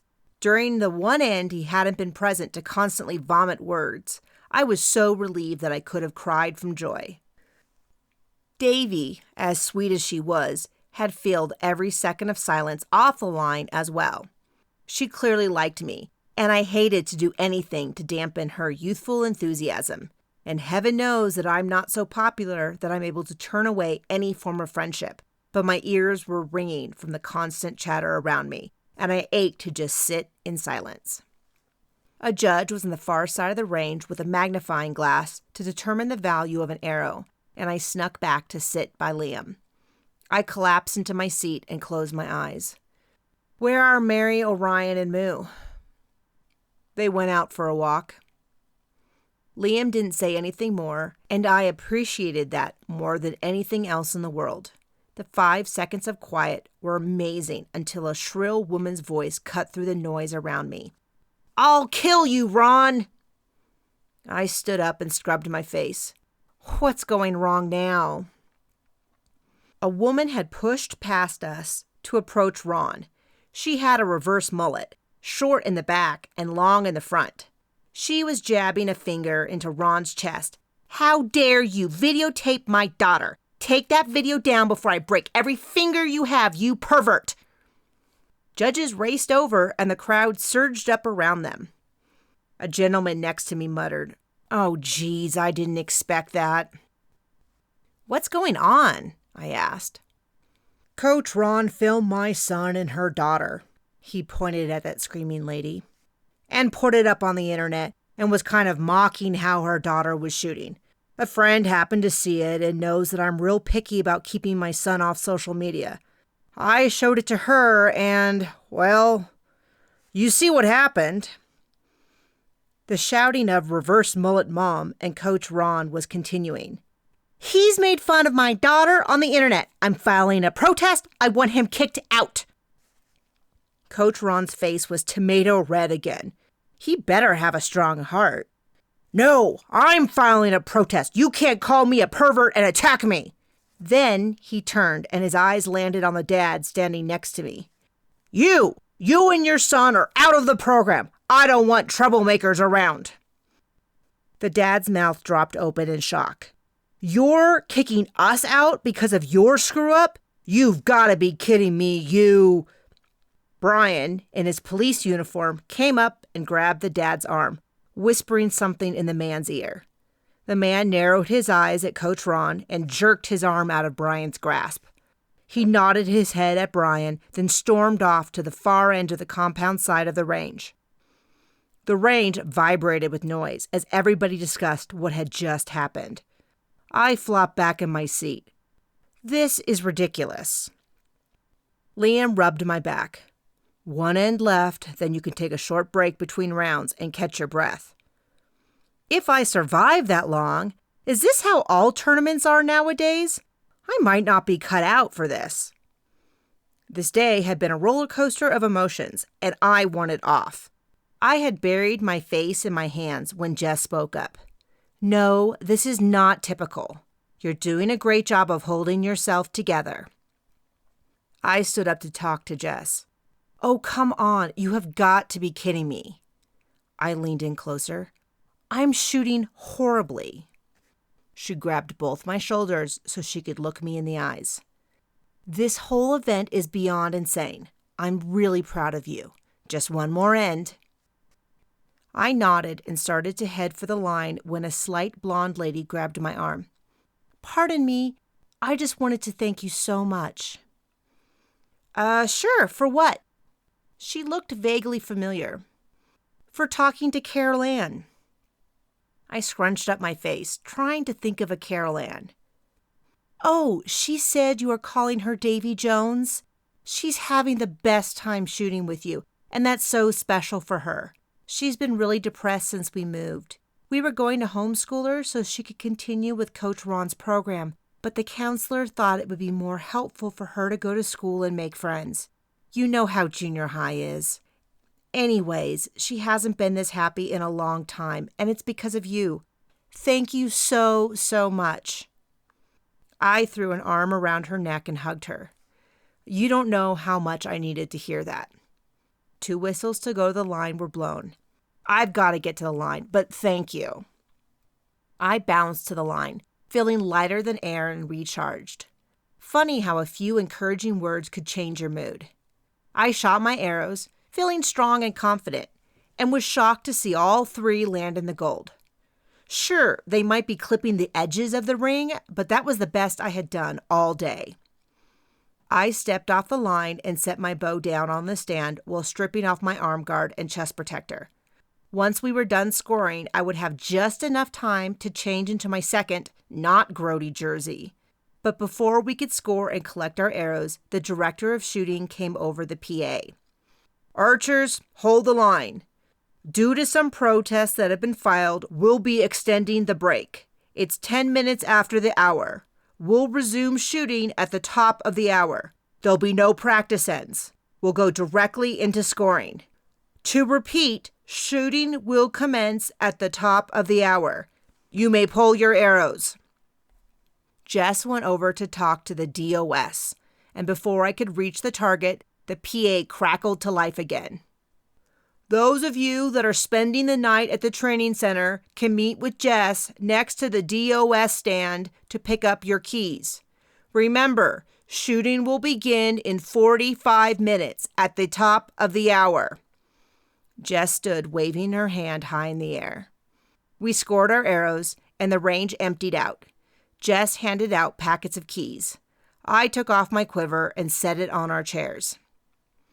Liam leaned against the wall next to our chairs. So, I can go get everything out of the car and stuff if you want to, I exhaled with gratitude. I hated to be away from him, but a few minutes of solitude were exactly what I needed. Sit in a dark room alone and decompress? That'd be awesome. Thanks for understanding. Chapter 4. By the time it was 10 till, I was feeling better. I'd grabbed my clean jersey and gone to the bathrooms on the far side of the center. I'd splashed some water on my face and given the mirror a firm lecture on doing the Westmount name proud. I asked myself, how would Elizabeth Anderson handle the situation? She was not only the owner of one of the largest companies in our industry, but I had found her to be a powerful and classy businesswoman that I, and Mary and Jess, looked up to.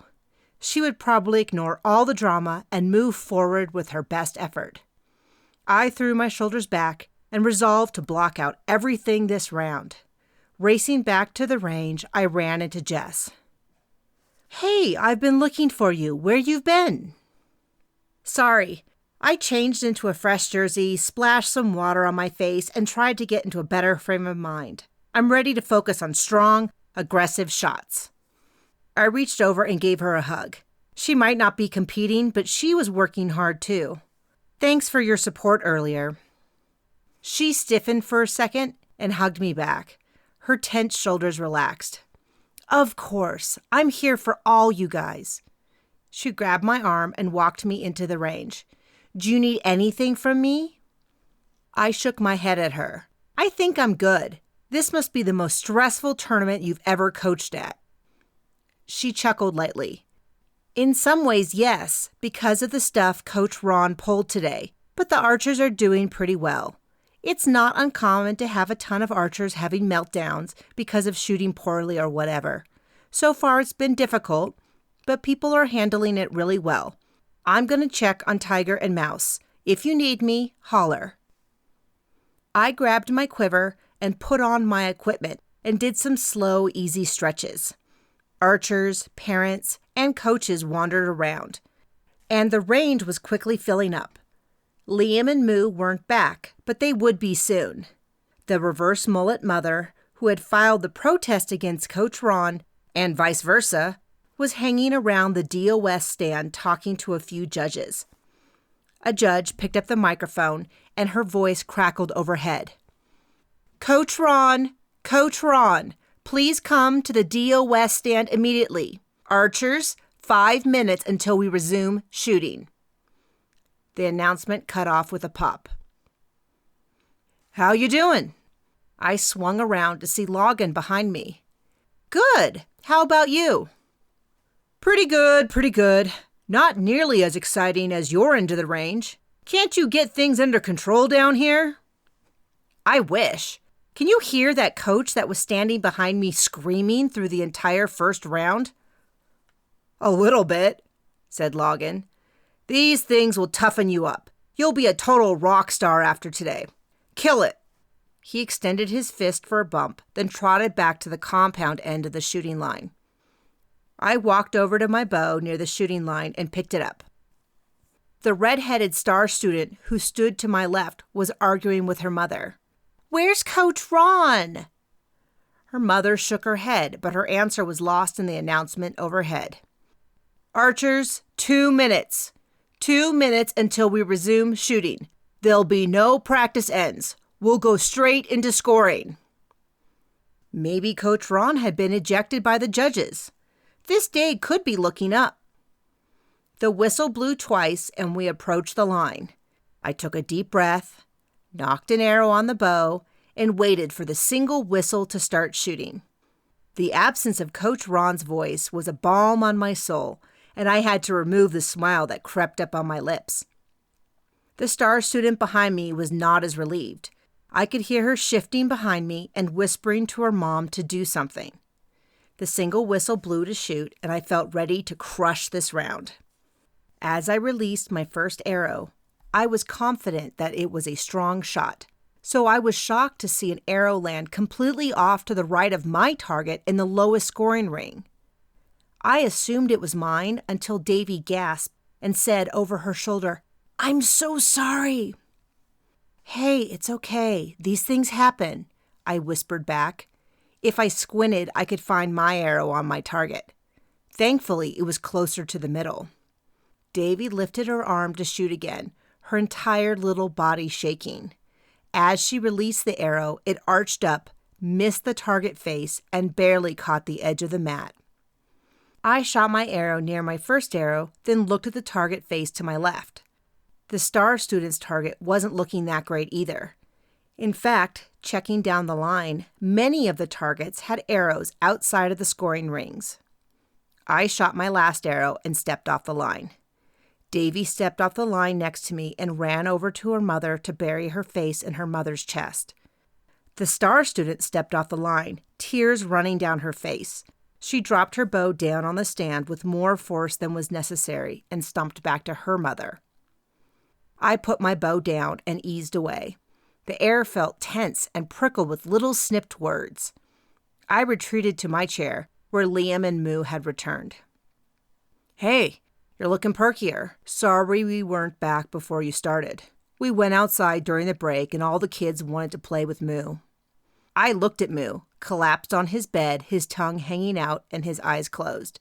His sides were still heaving. Man, did they run him ragged? Pretty much. I wanted to get Moo fed so he was set for the rest of the day. By the time I wrestled him away, I was running late. How are you doing? I shrugged. Okay, this is the first end, so you didn't miss much. The screaming coach is gone. I wonder if they kicked him out. Could be. He raised his eyebrows. Don't worry about that now. Go kick butt. Hey, Jess. Jess had come up behind me. You doing okay, Di? I saw some of the kids crying. What's up? The girl on my left was upset because Coach Ron wasn't here. I'm not sure what happened to the girl on the right. Davy, I think her mom said her name was Carol Ann. She had some bad shots and that upset her. Jess nodded. A lot of times the archers will do well one round, then horrible the next, or the reverse. Why? They get to overthinking, wanting to do even better the second round or something. Then a bad arrow can throw them off. The key is to always focus on your form. Scores can be a distraction. What are you focused on? Strong, aggressive shots. Good. Keep your head together. By the fourth end, it took everything in me to stay focused. The caterwauling of Coach Ron was gone, but in its place, the archers around me were falling apart. The red-headed archer behind me, along with Davy in front, had cried their way through 4 ends. Serious Matt hadn't cried, but he was snippy and had grunted and groaned his way through the scoring. Mouse had a pass-through, where her arrow went completely through the target. They used the existing marked holes in her target, which she had changed after the first round, to determine which hole was made by the pass-through. Afterwards, they removed all the paper targets on her target mat and rolled out a new mat to her target stand to prevent it from happening again. Jess was talking to Brian off to the side as I approached Liam. Moo got up, stretched his front paws all the way out front, with his chest on the floor and his butt high in the air. His tail whipped back and forth while he stretched. Eventually, he stood up and walked over to me. I knelt down next to him, and he jammed his wet nose into my eye. Thank you, buddy. I scratched behind his ears as Logan approached. What's going on this round? What do you mean? I stood up and wiped my hands on my black pants, leaving a trail of white dog hair across my thighs. Moo leaned into my legs, and with a sigh, I continued to rub his back as he rubbed an even layer of dog hair across the entire front of my pants. Everyone's fallen apart. I've not seen this many tears since I told the local ladies I was moving to Salt Lake City. It's the same around here. I leaned in and lowered my voice. What's going on? There's something in the air or something. It tends to be catching. A few people start shooting badly and everyone around them catches it. Wait a second. He stepped away from me and held up his hands to ward off bad energy. How are you shooting? I rolled my eyes at him. Not awesome, but a little better than I was first round. It was true. I wasn't shooting as well as I had in practice this past week, but I had managed to pull myself together as well as I could. I stood a little taller. That wasn't a bad accomplishment. Good. You're safe then. Did that screaming coach ever come back? No, actually. I looked around for Jess, who was no longer talking to Brian, and waved her closer. Jess, what happened to Coach Ron? Did they kick him out? She was chewing on her lip but stopped to answer. No, they were going to ask a few more questions of him, but they couldn't find him. Instead, they asked Marie Johnston if she would be okay with them continuing the tournament and not ruling on either protest until they could talk to him. Marie Johnston must be the reverse mullet mom who was screaming that she would kill Coach Ron for filming her daughter. That's ominous. Jess's eyebrows knit together, forming a deep wrinkle between them. I know. If we could do one danged event without a murder, that would be awesome. I asked Brian if he would go look around. Hey, they're done fixing the targets. Go get ready to shoot. The rest of the tournament limped along. Archers around me sniffled and groaned, but I focused on my shooting and ignored it. The windows to the outside dimmed as the sun clung low in the sky. The hallway reflected the light in the parking lot, and a faded sparkling of red and blue passed by at some point, making me think that Brian must have been called out. Little Davy Jones was no longer talkative, though I tried my best to be encouraging without being pushy. Star Student had huffed and gruffed her way through each shot. Serious Matt had explained in detail each end how much better he was in practice, even going so far as to pull out a notebook to show us his normal scores. And that was just the people around me.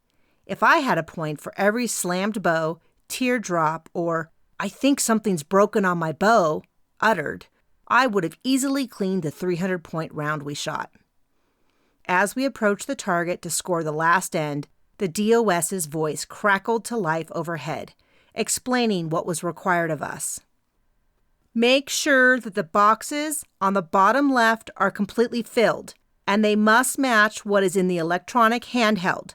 If the scores do not match, the lower score will be used. Each scorecard must have 2 signatures, the archer and the scorekeeper. The cafeteria is open and will remain open for the next 90 minutes. Thank you and see you tomorrow. I had just started to call my arrows, listing out the value of each arrow, when the overhead speaker crackled to life again. Can the parents and coaches come over to the far side of the range where Jess is raising her hand? Jess had her hand up by the door. Her mouth was a thin line, and her shoulders hitched up around her ears as she twisted her hands one around the other. Brian stood next to her, his thumbs tucked into his belt, and feet set wide. We finished up scoring. Carefully, we double-checked that each box at the bottom that summarized our score matched the totals in the handheld. I carefully wrote out the numbers to make sure that none of the numbers were unclear. Jess had drilled into us the risk of an 8 looking like a 3, or a 2 that resembled a jaunty 1. The meeting with Jess and Brian seemed to be breaking up, and people didn't seem happy. No one had a smile. A few faces were white, and a couple others were blowing their nose. Liam, Moo, Orion, and Mary were in the crowd. I caught Mary's eyes, and she cut across the range to meet me as I went to join the growing number of people clutching their scorecards to turn in. I turned in my scorecard and joined Mary. She leaned in close. "Coach Ron was found dead in the snow." I shook my head sadly, but couldn't muster up any shock. "Murder?" "No, that's the surprising part. Brian thinks it was a heart attack. They already took him away." We walked back to my chairs, where I gathered up my bag and other things. "Wow, natural causes? That is a shock." "I'll save you and Liam a seat in the dining room." She walked on, and Orion fell into step beside her. I watched them leave the range. Liam ran a hand through his short hair. "What are you smiling about?" Moo shoved his face into my hand at the end of the leash that Liam held. "Oh, nothing." I gave him a smile. "I'm going to drop this stuff off and then grab dinner. You in?" "Perfect. I'm starving." By the time we got Moo sorted out and my stuff put away, the cafeteria was mostly empty and the dining room was full. The judges and tournament staff had been offered free rooms and food. The staff was clumped together in a loose group, while the judges were in a group to the side. They clung to the far wall, looking exhausted. Kids and their chaperones, who were staying at the training center housing facility, were in loose groups. The adults formed little knots, while the kids talked loudly and circulated among the tables, running and screeching louder than necessary. And there was Mary, next to Orion, Moo, and the rest of the gang. I stopped mid-step. They were my gang. I had a gang. "I almost crashed into the back of you." Liam swerved around me and kept walking to the table. He set down his tray of food and pulled out my chair, waiting for me to join the group. Mary was chatting with Orion while using her left hand to push Moo away from her table. Tiger was balancing on the back two legs of his chair, despite the fact that Jess warned him that he was going to crack his head open one day. He snagged a fry off Mouse's plate while she talked to Minx. Logan was next to Minx, sneaking a little glance at her before turning back to Jess. It had been a year ago today that I discovered that my best friend was having an affair with my husband. It had been the worst day of my life, and it had taken me months to climb out of that hole and back into a new, stable life. But right here, right now, there was no place I'd rather be. I smiled at Liam, and my heart flipped in my chest. Liam continued to hold out the chair. Die? With a little jump, I stepped forward. Sorry, I got distracted. The lights flipped off, and a chorus of gasps went up in the room. Then I heard Mary's voice singing, "Happy birthday to..." Other voices joined her in singing to me. I looked around, and the kitchen staff was wheeling in a huge sheet cake with 2 number candles on top. People joined in, though many stumbled over my name, obviously unclear on whose birthday it was. Martha from the kitchen rolled the card over to my table, where I saw that 2 candles listed my age as 50. I closed my eyes to put up a birthday wish that my divorce would be finalized soon, and blew out the candles to a round of applause. The lights flipped back on. Okay, what jokester decided I was 50 years old? I stood up and put my hands on my hips and glared around the table in my best impression of a grumpy old lady. Minx and Mouse started giggling. Real funny, I said. No cake for them. Mouse stood up. Whoa, I want cake. The store was out of 3-in-1 candles. It's fine. The cake was huge. Hey, anyone that wants cake is welcome. Come on. I waved a hand toward the cake. Thank you, Martha. It's lovely. She was a wizard in the kitchen, though she seldom got to show off with our small on-site staff. She had decorated the top of the cake with bows and arrows. As she rolled the cake away, a group of kids fell into line behind her. I looked around the table. Thank you, everyone. There's no one I would rather spend tonight with. And for once, no murder. I knocked on the table, which was the closest wooden object, then sat down to dig into my salad. Martha had set up a beautiful hamburger bar, but she knew I was avoiding empty white calories, as Jess described them. So instead of a bun, she had put together a few bowls of salad with a meat patty on top. It was delicious, and I could convince myself that I was eating a hamburger if I squinted hard enough. Brian walked over to our table. I pointed to an empty chair. Where you been? Grab some cake and join us. In a bit. Jess, Di, I need to talk to both of you. I got up and followed Brian across the room to a quiet corner where we waited for Jess. Once Jess arrived, Brian cleared his throat and leaned in. I just got a call. Officers are coming out to start an investigation. They think that the deceased gentleman might not have died of completely natural causes. Jess gritted her teeth. Son of a biscuit! Seriously? Again? Wait. I shook my head. So they're thinking murder? Maybe, said Brian. I can't say much more right now. Are you leading the investigation again? I asked. Not this time. I get to be a suspect just like the rest of you guys.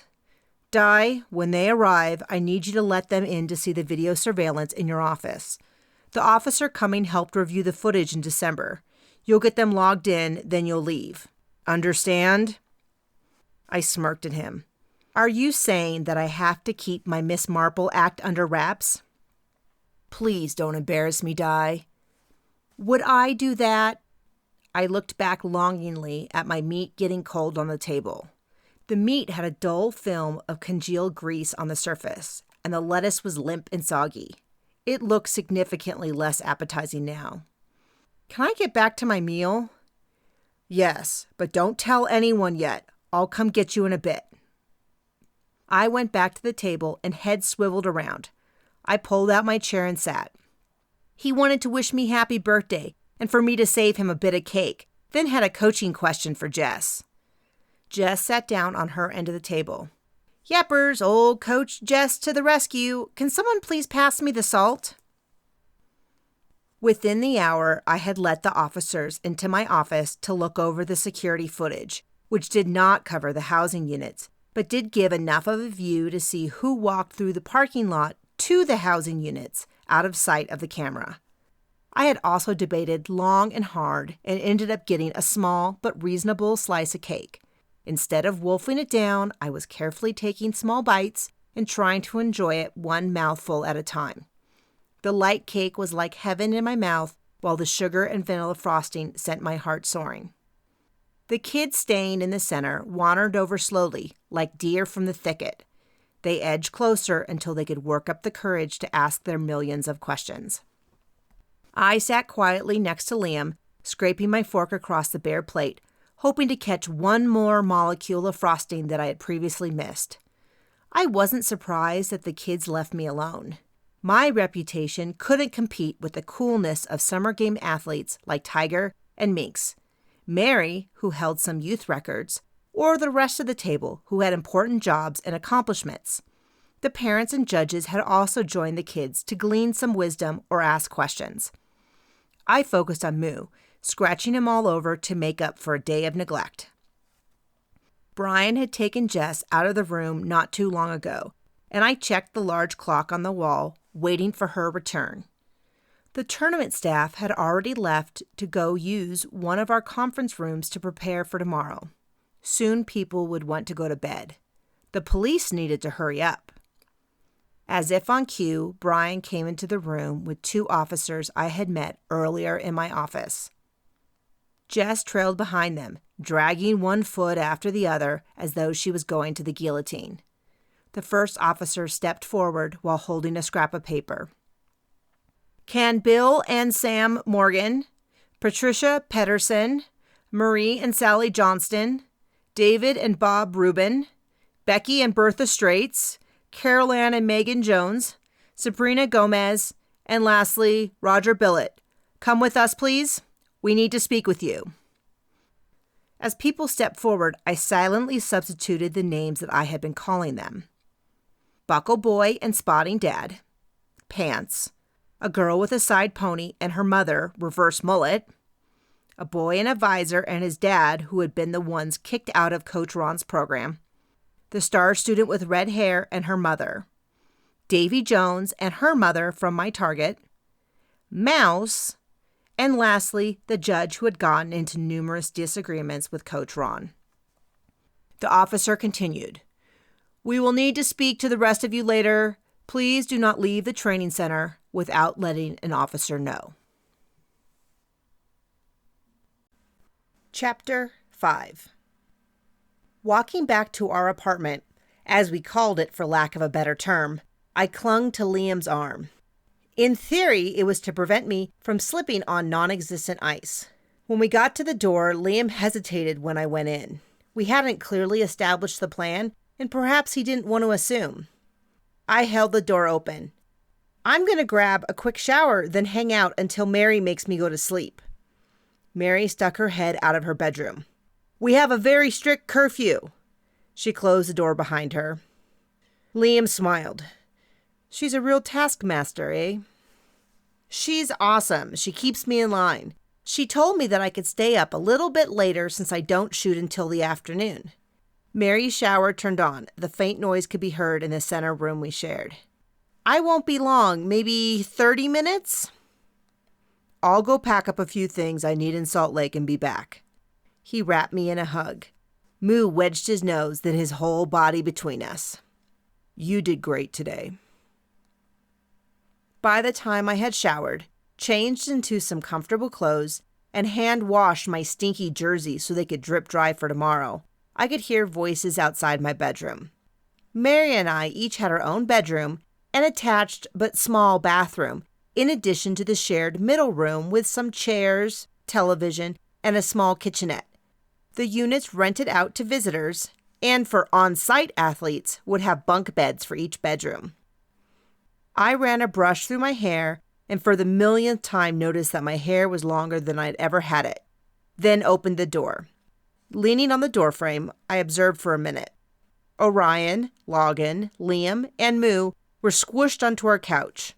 Tiger, Minx, and Mary were arranged on the floor. There appeared to be at least 2 different conversations occurring, though the participants changed. Mary was bouncing between a conversation about the upcoming Vegas tournament and one about this tournament. A knock on the door caught everyone's attention. I went to open it, and the talk died down to see who it was. I threw open the door, and Mouse zoomed past me. "So this is where everyone is. Way to abandon me when I'm suspected of murder." I rolled my eyes at her. "You practically live in our room." Mouse and Minx were roommates. Minx was the middle of 5 girls in her family and didn't enjoy living alone in her room when Mouse was home during the week. A few times she had even slept on our couch. When Mouse arrived on the weekend, rather than the 2 of them keeping each other company, they tended to gravitate to our apartment. "And no one suspects you of murder." She moved to a wall next to the couch, while I sat down on the floor next to Liam's leg. "Do you want to hear my news or not?" Mouse crossed her arms and hitched her chin up. A chorus of voices implored her to share. "Fine, if you insist," she said with a grin. "Apparently, Coach Ron had a little help with his heart attack. Someone hit him with a taser." "What?" I interrupted her. "A taser caused his heart attack? I'm not sure I believe that." "Why else would they keep asking me if I had a taser and then," she looked around the room, her voice dropping, "if I had used it because I was scared and no one would blame me after the way he acted?" Mary looked up from her phone. "A taser can cause a heart attack in rare situations. It says so right here." I rolled my eyes. "And the internet never ever lies. So it probably wasn't a planned murder." Minx lifted her hand, asking for attention. "Maybe it was an accident. Like someone tripped and accidentally shot him with a taser, then left?" Tiger countered. "Pfft, unlikely." "No," Minx put her hands on her hip. "Like they were scared, so they used the taser and ran?" Tiger blew out an exasperated breath.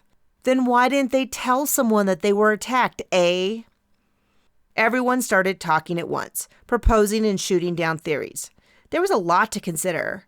Could someone have known he had a weak heart and planned to kill him? Maybe they used the taser to incapacitate him first and were planning on killing him, but he had a heart attack first? What if it was unintentional? Maybe he attacked someone, which was believable after seeing how he acted this morning, and they used the taser to protect themselves, then ran off. But why didn't someone say they were attacked? Maybe they did tell someone, and that person kept their mouth shut. This was far more complicated than a straightforward murder. The first step was to figure out the suspect list. "Hey, Mouse," I waved a hand to gain her attention over the din of the room. "The people they pulled out to talk to, those were the only people that came over to the apartments during the break?" She nodded. "There were a few people that weren't named by the police. Maybe they're questioning the rest later." Mary shook her head. "Duh, you guys all had a motive. You fought with Coach Ron today." Minx looked around, confused. "No way, that was a lot of people. He couldn't have fought with all of them." A round of laughter went up around the room. I scooted onto my knees. "You missed so much today. Coach Ron got into it with everyone." I leaned back against Liam's leg while stories flew around about Coach Ron's antics. Mouse and Tiger did a dramatic reenactment of her telling Coach Ron to be quiet. The room was full of laughter and talking all around me. I watched Mouse carefully. She had been jumpy and timid during the last murder at the center. This time she was the life of the party. Did I really know much about her? Another knock got me up to open the door. Jess swooped in. "Seriously, you are all stuffed into this one room? I was looking for Mouse, but it seems like she's not as traumatized as I feared. And you guys have a tournament tomorrow. Or did we forget? Come on, go back to your rooms, read a book, and go to bed. No dilly-dallying." Orion leaned over to say something to Liam, who shook his head, then remained seated. Everyone else got up and slowly exited with calls of, "See you tomorrow." Jess grabbed Mouse. "I'll walk back with you." She closed the door behind them. Mary stood up. I'm going to bed too. Don't stay up too late. I moved up onto the couch next to Liam. Moo was snoozing on Liam's other side. Suddenly alone for the first time today, I felt a bit shy and awkward. Thanks for coming today. Sure. He grabbed his jacket, which was wedged into the couch under Moo's hindquarters. I'll let you go to bed here in a minute. An athlete needs their sleep. But first you have to open something. He pulled out a small box. But we said no gifts.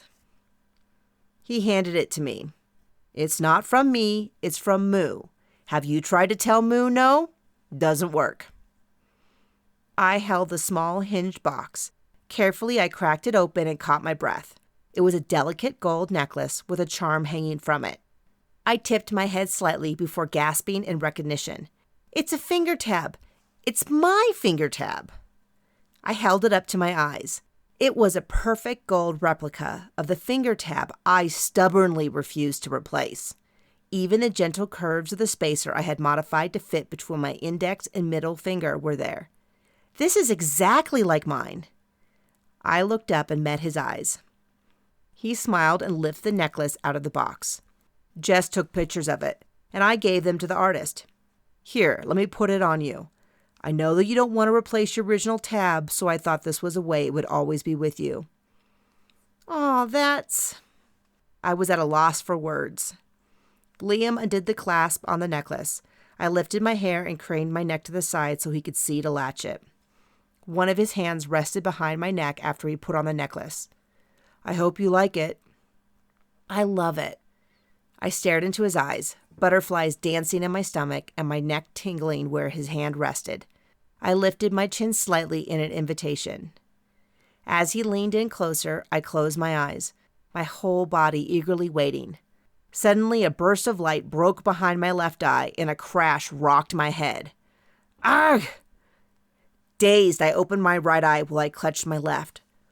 What happened? Moo, dang it! He hit me when... Liam grunted and pushed the heel of his hand into an area between his eyebrows. Are you okay? I'm so sorry. Here, let me see. Are you bleeding? Do we need to go to the hospital? He lifted my hand off my face. No blood. That's good. But you're crying. I'm so sorry. No, I'm fine. Just surprised. Is everything okay out here? Mary called from her room. Moo bonked our heads together, I called back. Here, let me see your forehead. Liam lowered his hand to reveal a goose egg between his eyebrows. I'm not bleeding, am I? No, but, there's one heck of a lump. I cringed. Mary came racing into the room in her flannel pajamas with little bows and arrows on them and thick, fluffy socks. She looked at each of us and shook her head. I was only out of the room for a few minutes. You two are a mess. She stomped over to our tiny fridge and pulled out 2 ice packs, then wrapped each in a thin tea towel from the stack on the counter. We had been icing our shoulders after heavy practices and kept all the supplies on hand. She marched over and handed one to each of us. Put these on your bumps. 15 minutes max, then leave them off for at least 15 minutes. Liam stood up, holding his ice pack in one hand. I think I've overstayed my welcome. I'll see you guys tomorrow. When he got to the doorway, he slapped his thigh and Moo joined him. Bye. After the door clicked shut, Mary sat down next to me. What happened? I pressed the ice pack to the outside of my eye socket and winced. I think he was going to kiss me. Then Moo smacked the back of Liam's head and we crashed together. What if he never tries to kiss me again? I started sniffling. Mary grabbed my arm and helped me up, then dragged me to my room. Shh, it'll be okay. He's crazy about you. Come on, you've had a big day. Tomorrow you have to compete, and afterwards we'll solve the mystery. She grabbed my Great Dane pajamas and handed them to me. Afterwards? We can't wait that long. Everyone will be leaving. I went into my bathroom to change and take care of my nighttime rituals after passing her the ice pack. She shouted into the bathroom door. Well, I have to focus in the morning. This is one of the 2 events that the collegiate division uses to determine the national champion. and the team that will compete internationally this summer. You can't investigate and compete at the same time. Archery's too important to half-heart it. My head was aching. The adrenaline of the injury was wearing off. I had used up a month's supply of adrenaline since noon, and now there was nothing left. You're right. What if I gather up some information while you shoot and we can chat at lunch? I opened up the bathroom door and started brushing my teeth. Mary tapped her finger on her chin. Sure, as long as you're not alone. What if there's a crazed madman out there zapping people left and right? I rinsed my teeth and took back the ice pack. I'll see if Liam will help me, unless you want me to sit with you when you shoot. She shook her head. Orion already offered, but I don't think Liam's going to want to help you investigate, even if he's sweet on you. Here, I'll tuck you in. I crawled into bed.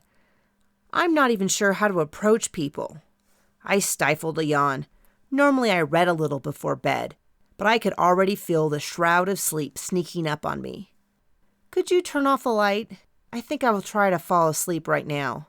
I plugged in my phone by my bed and snuggled deep into my nest of blankets. Sure thing, princess. She flipped off the light and closed the door. I yawned again in the dark. If only there was a way to get everyone to tell me everything without me having to ask questions. A thought occurred to me, and maybe it was just one of those ideas that seem brilliant when you are half asleep. But if I was correct, this would be the perfect way to get everyone to talk, and Liam was the key. Waking up in the morning, I scrubbed my face, then flinched when I hit my left eye. The bump had gone down a bit, but the skin was still tender. My neck was sweaty where the ice pack, now a lukewarm pack, was stuck to my skin. It parted from my skin with a low sucking sound. It felt like the world's biggest Band-Aid. I got up and looked for Moo before I remembered that he wasn't here. I shuffled to the fridge to pour myself a cup of iced coffee. It helped kickstart my body. I wanted to at least be up and awake when Mary left as a sign of moral support. I staggered through my morning routine without really seeing myself. I had done it so many times before that I could do it with my eyes closed. I slipped on a clinging jersey and grabbed my shooting shoes and bag. The second I padded out of my room in my fluffy socks, a male voice startled me. Morning. Do you want me to wait in the hallway? Orion leaped off our couch and was halfway to the door by the time I got my bearings. No, sit down. I assume Mary asked you to be here? He nodded while he edged toward the door. Today is an important day for her. If she wants you here, then you better sit back down. Don't mind me, I'm just grabbing some coffee. He edged back to the couch, but gave me a funny look. His eyebrows were raised and he sucked air in through his teeth. Liam said that Moo caused an accident, but I had no idea how bad it was. My hand flew to my face, tenderly pressing on the skin. Can you see the bump? He pursed his lips. Mary's door burst open. Is Di up? I heard leaping lizards. You've got a black eye. Oh no. I raced back into my bathroom to look in the mirror. My left eye was slightly swollen on the outside, and underneath was a growing purple ring. It was going to get significantly worse before it got better. I went back to get the coffee I had neglected to grab earlier. I went straight to the fridge, poured a mug of iced coffee, and added a glorious slug of heavy whipping cream. We ate all our meals in the cafeteria, but kept some snacks in our room for emergencies. I grabbed an emergency mini chocolate bar and tore into it. Mary and Orion were chatting quietly on the couch. I took a long sip of coffee, then licked my lips. I adored the creaminess of the heavy whipping cream with the roasted flavor of the coffee. I wasn't necessarily a fan of coffee, so much as the ritual of cupping the mug in my hand and silently sipping as my mind woke up. I took another sip. You guys are heading over soon? Let me grab my stuff and I'm ready to go. Mary ducked back into her room. I put my mug on the sink and brushed my teeth, then followed Mary and Orion out the door. The morning air had a bite to it and cut into my thin athletic pants. I moved as quickly as possible while keeping my balance as I crossed the parking lot. I entered through the glass doors of the training center, then through the second set of doors that help keep the cold outside the building and the warmth inside. The range had some tournament staff milling about, putting clipboards with bright scorecards along the shooting line. "I'll catch up," I said to Mary and Orion as I stopped at my office door. I dropped my bag in my office, hung my jacket up, and put on my shooting shoes. Digging into my desk, I pulled out a notebook and a few pens. If Mary was going to be busy shooting, then I was going to need to organize the suspect list on my own this time. I hummed my best impression of a song I had heard on the radio, though I'm sure that nobody else could figure out the tune. Even in my own ears, I could hear how my humming was flat. I shut my office door, slid the keys into my pocket, and carried my pens and notebook down the hallway. I smiled and nodded at everyone who passed, though most just stared in reply. My humming turned to whistling as I got to the entrance of the dining room. I'd drop off the notebook, then grab food. But first, I leaned against the wall to observe Mary and Orion sitting across from Liam. I recognized him and Moo from behind. I sent up a quick prayer of thanks to God for giving me a life that I didn't know I wanted, a new job, home, and friends. A year ago, I had been crying my eyes out, wondering if I could ever be happy again. And now I was.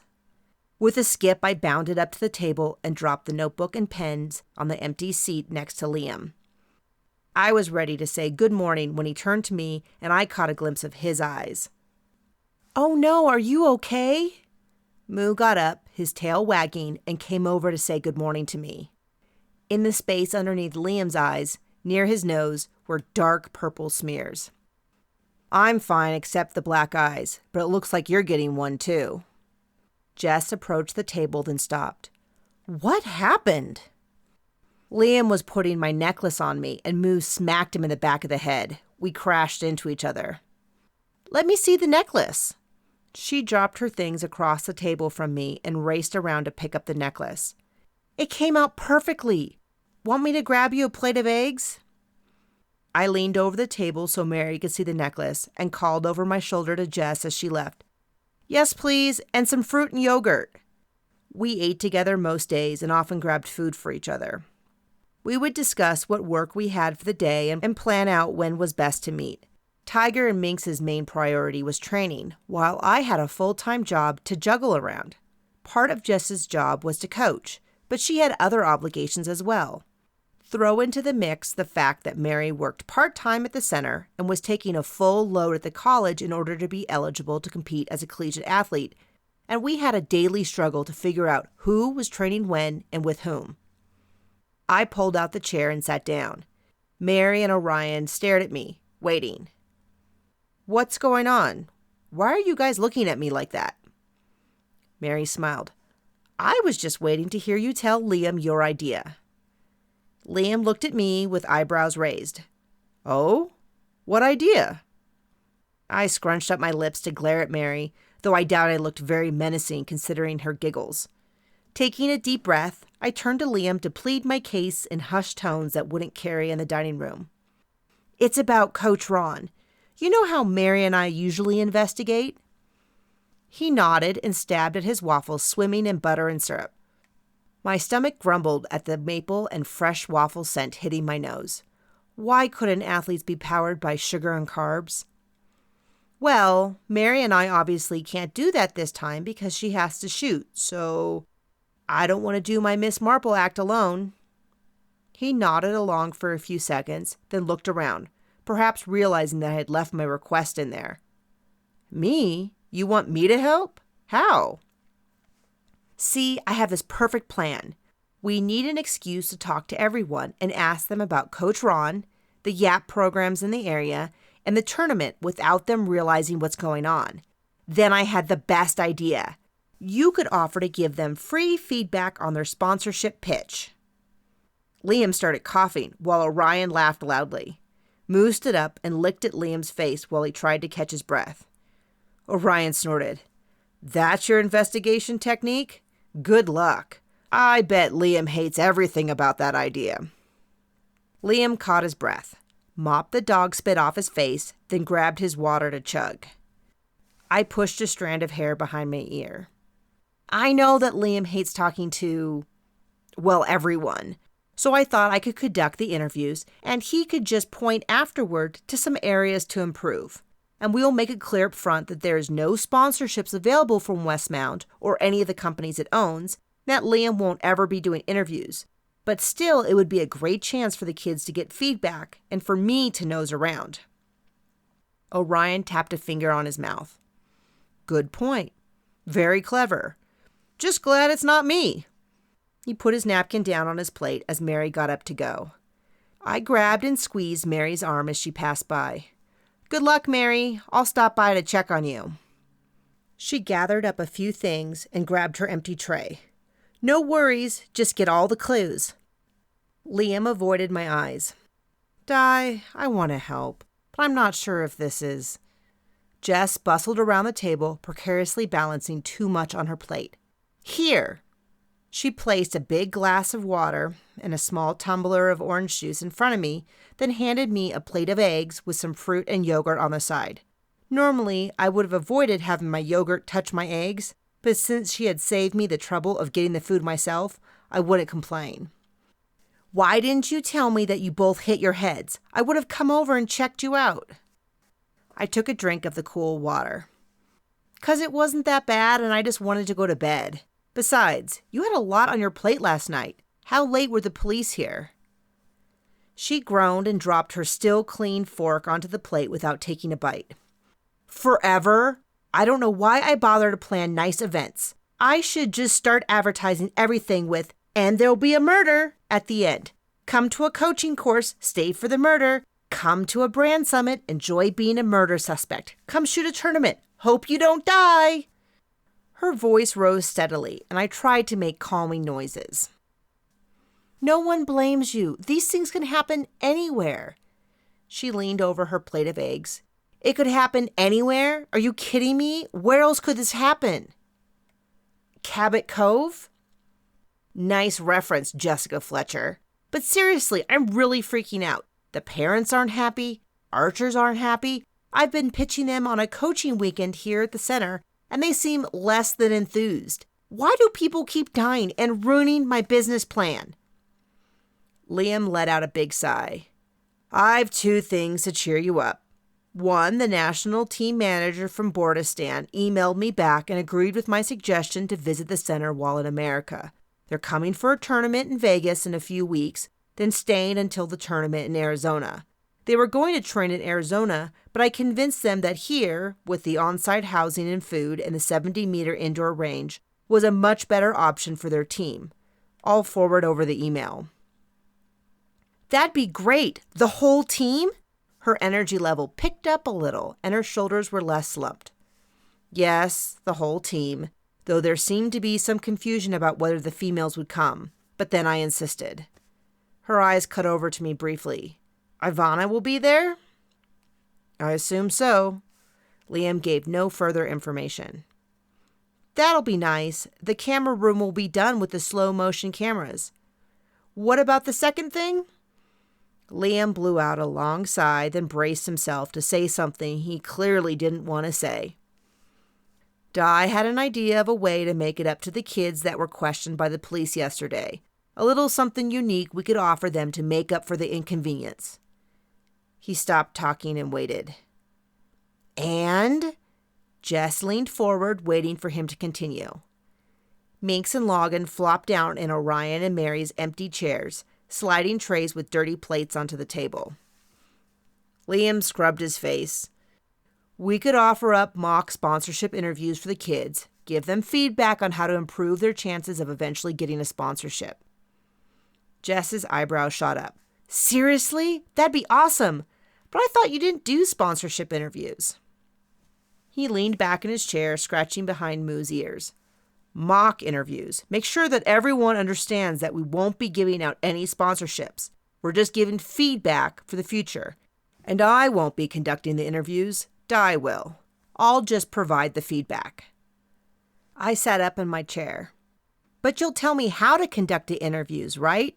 I've never done one before. Liam chuckled. It's easy. Get their shooter resume, ask them about how they plan to promote your product, what tournaments they attend, and if they are willing to work in the booth. Maybe give them a little speech about This isn't free stuff. You have to work for it by helping to sell products. Then tell them that if they get a sponsorship deal, then they'd better behave. I've had the job of pro staff coordinator for less than a month, and already everyone's got me on speed dial to complain and report about every single thing that one of our archers does or says or posts. I nodded along. That seemed simple enough. Jess checked her watch. Let me go tell everyone before they leave breakfast. Then I need to go coach. Minx, you should head over. Good luck, princess. Minx ruffled my hair as she went by, while Logan followed behind her. Liam, how long were you thinking per person? I'll pull together a schedule real quick for you. I passed the notebook over to Jess with a pen, and she flipped open to a blank page and uncapped a thick tip felt marker that I had brought. How many kids are there? She tapped the end of the pen against her teeth. 5, 6, I think. Liam turned toward the clock on the wall. Di needs to warm up before lunch so this can't run over. Can you tell them 15-minute slots but schedule them in 20-minute slots so we can chat between them? We can start at the top of the hour. Please make sure they know this is just a practice run. Jess jotted down a few notes in the corner of the notebook. Got it. I'll be back in a few minutes. She bounded away. You decided to help me investigate. I slapped my thigh, and Moo came around Liam to wedge between us. I leaned over to kiss the top of his fuzzy head. Jess looked bummed out, plus it might be fun to see you do your Miss Marple impression. Did Miss Marple have a sidekick? I scrunched up my face, trying to remember the last time I read a book featuring one of Agatha Christie's famous amateur sleuths. I don't think so. I grabbed the remainder of my orange juice and sucked it down. There wasn't a horny old man down the street. I snorted the orange juice out of my nose in shock. I grabbed a napkin and coughed heavily into it. Liam was full of surprises. When I caught my breath, I looked at him. Sorry about that. You okay? He thumped my back. Yeah, I'm fine. Geez, don't surprise me like that.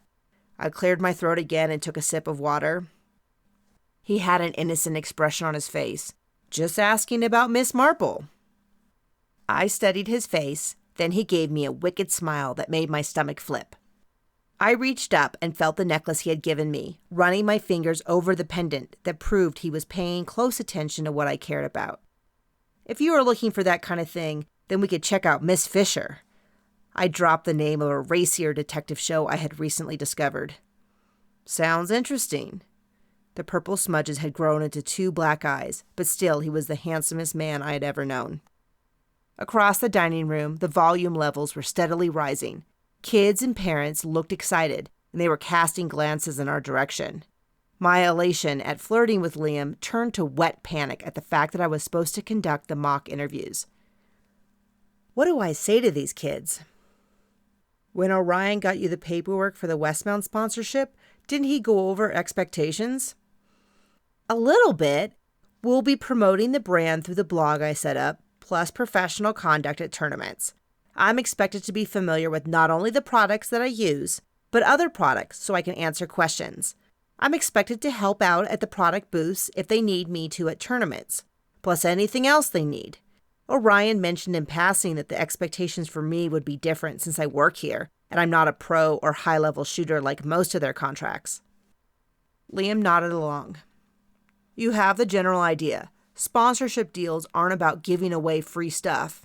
Like Logan said, the archer's job is to help sell the company's products. So maybe start with that, explaining the time and energy they will need to expend in exchange for being sponsors, adding that it isn't the right choice for everyone. Then talk about picking a company whose products they believe in and not just taking any free product. Does that make sense? Definitely. Sponsorship has come a lot recently with the on-site athletes and Mary. I mostly listen, but I think I've picked up enough to pass it on. So I'll give the speech. Then what? Since they're kids, you might want to mention that even though their parents are there, it's best if they speak instead of their parents speaking for them, or worse, over top of them. Mention to the parents that the kids will need to help out at booths before and after their shooting time. Oh, and don't forget to mention their conduct at tournaments and on social media. No lying. I swiped a spare pen off the table and jotted notes on the back of my hand. Not free stuff, parents, conduct, and lying. I assume lying is bad. Is that what you mean? Liam nodded. Lying is bad, but specifically on their shooter resume. If I find out anything is untrue, that is pretty much an automatic no. After you go through all that, look over their resume if they have one, and ask basic questions about how long they've shot, notable wins, etc. If they don't have a resume, then ask them to go over what they would include. Then I'll give some feedback. I blew out of breath while looking at the note on my hand. This was way more complicated than I had expected. Why don't you give the speech and ask the questions, then I'll sneak in a few questions at the end about Coach Ron? He chuckled at me.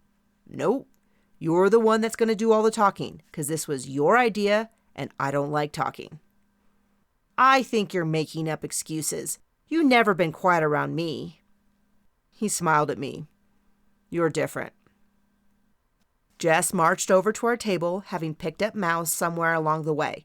We got everyone signed up. She flopped the notebook down on the table. There were names and times written down the left side of the paper. Mouse is going to help a few of the kids go print out their shooter resumes. All the kids signed up, and the kids that didn't get questioned by the police are totally bummed. Maybe in the future we could offer this at a weekend camp? Her eyebrows shot up as she turned to Liam. Actually, he dropped his hand onto my shoulder. Di's doing most of the work. She can help out at future camps. I pursed my lips and glared at him while he laughed. Jess's head swung in my direction.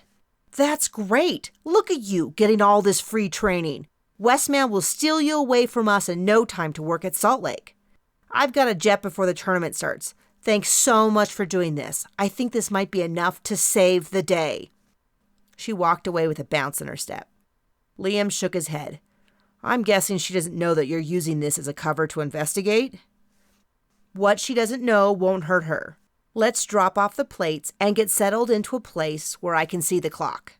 I stood up and reached for the notebook. I'll take care of these. He grabbed the plates from in front of me and piled them onto his tray. Get yourself ready. It looks like the first meeting starts in less than 10 minutes. Chapter 6. I got up and gave Moo a good scratching all over. He had been so patient yesterday while I watched Mary shoot in the morning, then when I shot. Normally, we went on multiple walks every day and moved all over the center, checking in on projects for different people, not to mention the time spent in the archery ranges and weight rooms. Moo's tongue lolled out of his mouth as he closed his eyes and lifted his snout in ecstasy. I switched from scratching him to massaging his rump and hips. Suddenly, he let out a low, long howl of pleasure. I kneeled down and hugged him around the neck, peppering his head and ears with kisses before wiping black and white dog hair off my lips. There was a table with 4 chairs near the window. I could sit on the far side next to Liam and keep an eye on the wall clock. Come on, handsome. I grabbed the notebook and Moo followed me to the table. I saved the chair next to the window for Liam, since he ran hot. Liam pulled the table behind me further back, then Moo laid down behind the chairs. He rolled onto his back, twisting one way, then the other, his lips flapping onto the ground to expose his teeth. With a sudden sneeze, he tipped onto his side and closed his eyes. He was a good dog. Liam slid into the chair and leaned against the window. Ah, that feels nice. Why do they have to keep it so warm in here? He pulled off a sweatshirt and hung it over the back of the chair. Who's up first? I copied the notes from the back of my hand onto a clean sheet of paper before flipping back to the list. How nice. Jess put the name of their parents next to the archer. I stared at the first name on the first time slot. Bill Morgan and Father Sam. I probably should have paid more attention to people's real names rather than giving everyone a nickname in my head. While it was true that I hadn't ever interviewed an archer for a sponsorship deal, I had been responsible for most of the hiring at the company I used to own with my soon-to-be ex-husband. I had learned a lot in the process, and one discovery was that people would gladly talk about themselves if you gave them a reason and an opportunity. I think I'm as ready as I'm ever going to be. I'll give the little speech, then ask them why they should be sponsored and go from there. What do you think? I think you're ready. You'll do great. He rubbed my back briefly, the warmth of his hand soaking through my jersey. I leaned over to whisper to Liam. I'm pretty sure that's them. That's the kid whose equipment Coach Ron jacked up during practice. Grabbed his plunger and twisted it, remember? Yes, I remember. Kinda hard to forget. Liam rolled his eyes at me. The room had emptied out pretty well. Buckle Boy and Spotting Scope Dad were watching us. I called out, Sam and Bill? They responded by leaping up and closing the distance. They sat down and looked at me expectantly. First, I'll give some general pointers, then we can do a mock interview. Liam will throw in his 2 cents as he sees fit. Okay? They nodded their head and I dove in. I stumbled through my speech, with Liam nodding and occasionally clarifying a point.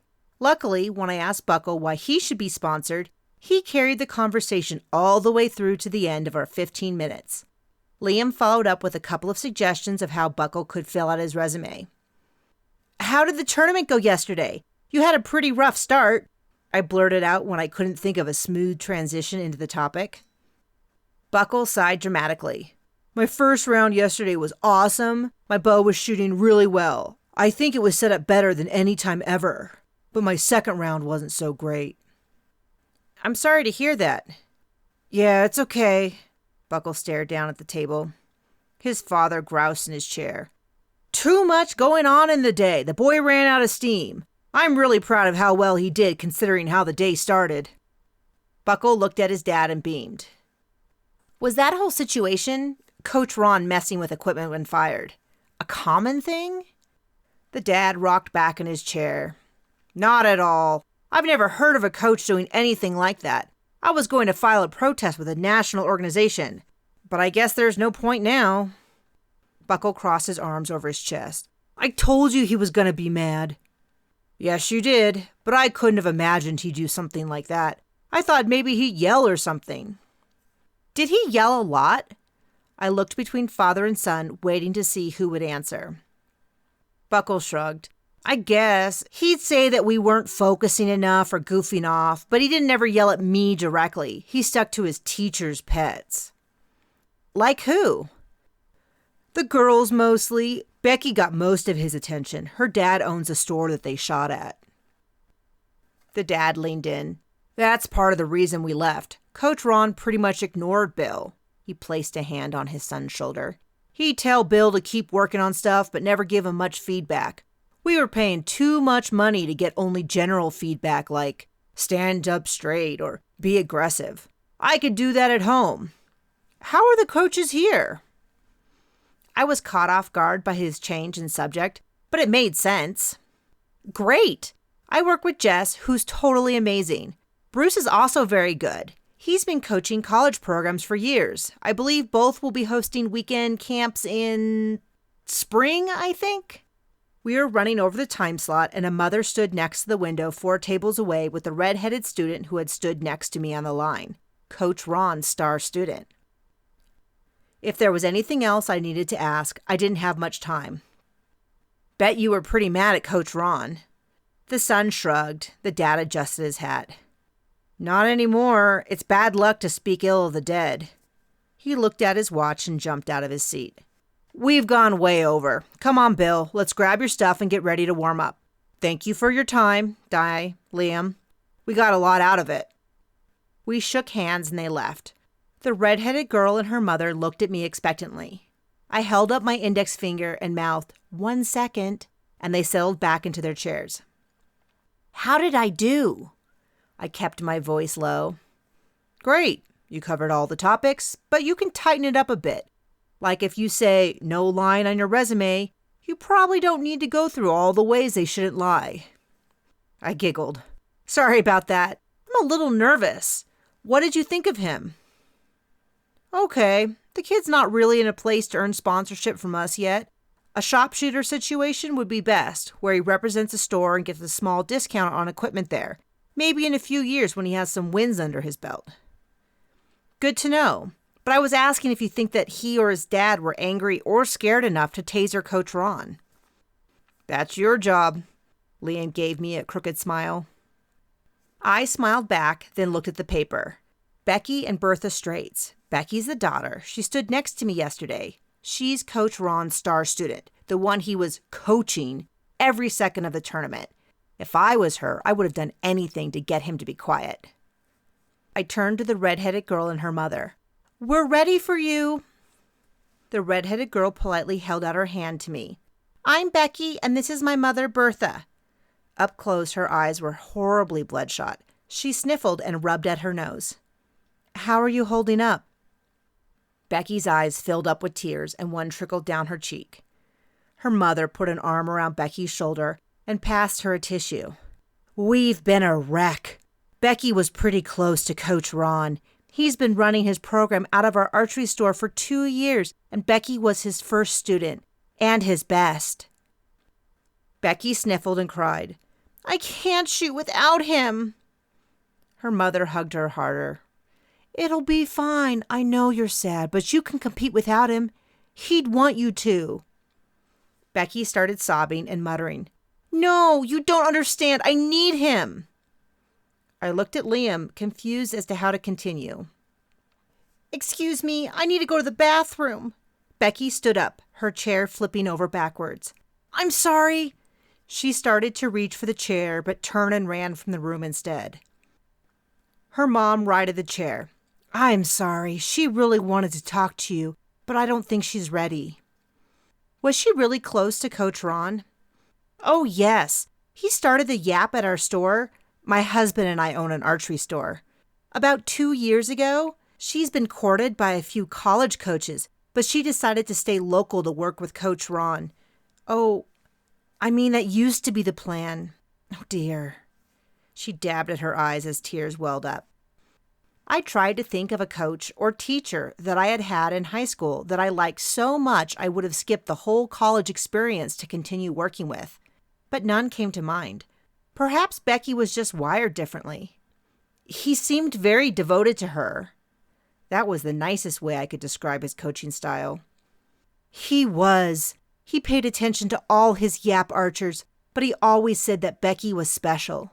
He even set aside several times each week to work with her all alone so he could devote all his time to her. I'm sorry, I should go check on her. Thank you for your time. She gathered up her things and left the room. A few more people trickled into the room. Several archers were clutching white sheets of paper, but several of the kids and adults not signed up to talk to Liam and I were eating and casting glances our way. We had a few minutes before the next meeting. Does it seem weird to you how distraught Becky was? Liam quirked an eyebrow at me. Not everyone handles murder as calmly as you. I don't mean that part. Obviously, she's upset about his death, but she seemed convinced that she can't compete without him. Liam shrugged and fidgeted in his chair. A lot of these young archers are dependent on their coaches. That was true, but something still felt off. Could she be so upset because she accidentally killed Ron? You're the investigator, Miss Marple. I'm just here as eye candy. He winked at me. Perhaps we should ditch the rest of the meetings. I could lure him off somewhere private and see if we could redo last night. What happened to you two? I jerked my attention off Liam. Mouse stood on the opposite side of the table. Huh? Was our flirting so obvious? Mouse rolled her eyes. Your eyes! What'd you do, take up boxing? Oh, Moo hit Liam and then we smacked heads. She looked at me, then Liam, then back at me. Mm-hmm. Anyway, I finished printing out the resumes for the kids that needed help. Unless you need any more, I'll go open up the practice range. Thanks, Mouse. She turned and addressed the room. I'm heading over to the practice range. It'll be open in about 10 minutes if anyone wants to warm up. As she stepped out of the room, an adult I vaguely recognized from the day before inched toward our table. Excuse me, I heard that you were giving feedback on applying for sponsorships, and I was wondering if maybe... She was cut off by a father who jumped out of his chair and raced over, lightly bumping into her. Yeah, if you got time, then... A few more people, adults and children, got up to stand behind them, adding their request to meet with us. I looked at Liam and he shrugged. This was beyond the intention of my original suggestion, but it would be a nice way to make the event seem more positive. I held up a hand. Hold on, let me see what I can figure out. The crowd surged in a step closer. I chuckled. Go ahead and sit back down. This will only take a second. That group started to settle in, but a few of the people that we had meetings scheduled with moved forward. Don't worry, you still have your meeting. Just hold on. I turned to Liam. Is there a way to do this? The first half of each meeting is your little speech. Why don't you give the speech to the room? Are you sure I've got this little speech under control? He patted me on the back. Absolutely. It's not brain surgery. You might want to run the idea by the people you've got a meeting with. Assure them that they'll get the same amount of one-on-one time as before. I nodded back to Liam, then turned to address the gathering of parents and students that we had meetings set up with. I double-checked that everyone on our list of meetings was present. Can you guys come over here? I stood as they approached. Here's what I'm thinking. The first half of these meetings have just been me giving general information about sponsorship. Then I go over the resume and we give you feedback. I was thinking that I could give the speech to the whole room so everyone could hear it. Then right afterwards, I can continue with the meetings. How does that sound? The mother with the reverse mullet raised a finger. And we'll still get the same amount of one-on-one time with you and Liam? It was an odd feeling to suddenly be in demand, though that had a lot more to do with Liam than me. Yes, in fact, we'll do 10 minutes each, which was probably a few minutes more than the original schedule. Then count us in. The rest of the group nodded and agreed, then sat back down while I addressed the room. I've been giving a little presentation to people about sponsorship, what it is, expectations, things to consider, etc. I checked my watch. In about 5 minutes, I'll give my speech, and anyone that wants to sit in may. I'll stand here, so if anyone wants to move... I cut off when people started to move toward me. The scratching of chairs and rattling of tables drowned me out. It seemed that they more or less had the idea. Tiger was at the entrance of the dining room with a couple of women and gave me a wave. I walked over. Hey, Tiger, what's up? What's with your eye? I hit my head. Who are your friends? I'm Di. I looked among the three women and shook their hands in turn as they introduced themselves. I'm just giving these lovely ladies a quick tour of the training center. They've signed up for the women-only archery class that I'm organizing. He gave them a quick wink. Tiger was spearheading classes for women, taught by women in the spring. He wasn't teaching, but it had been his idea, and he was passionately promoting it in the community, though giving private tours was a first. You've signed up for the archery classes? I made sure to look each lady in the eyes. They nodded back while looking around the room at all the activity. It was way more exciting right now than the average day, when the dining room only held sparse groups of employees.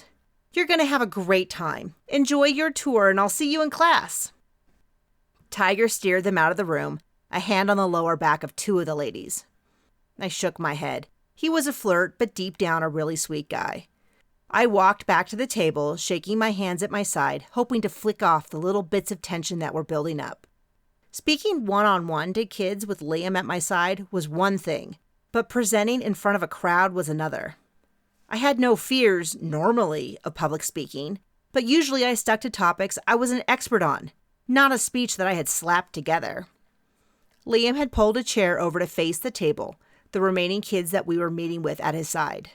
Not only were the people who requested information waiting anxiously, but the crowd had doubled in size.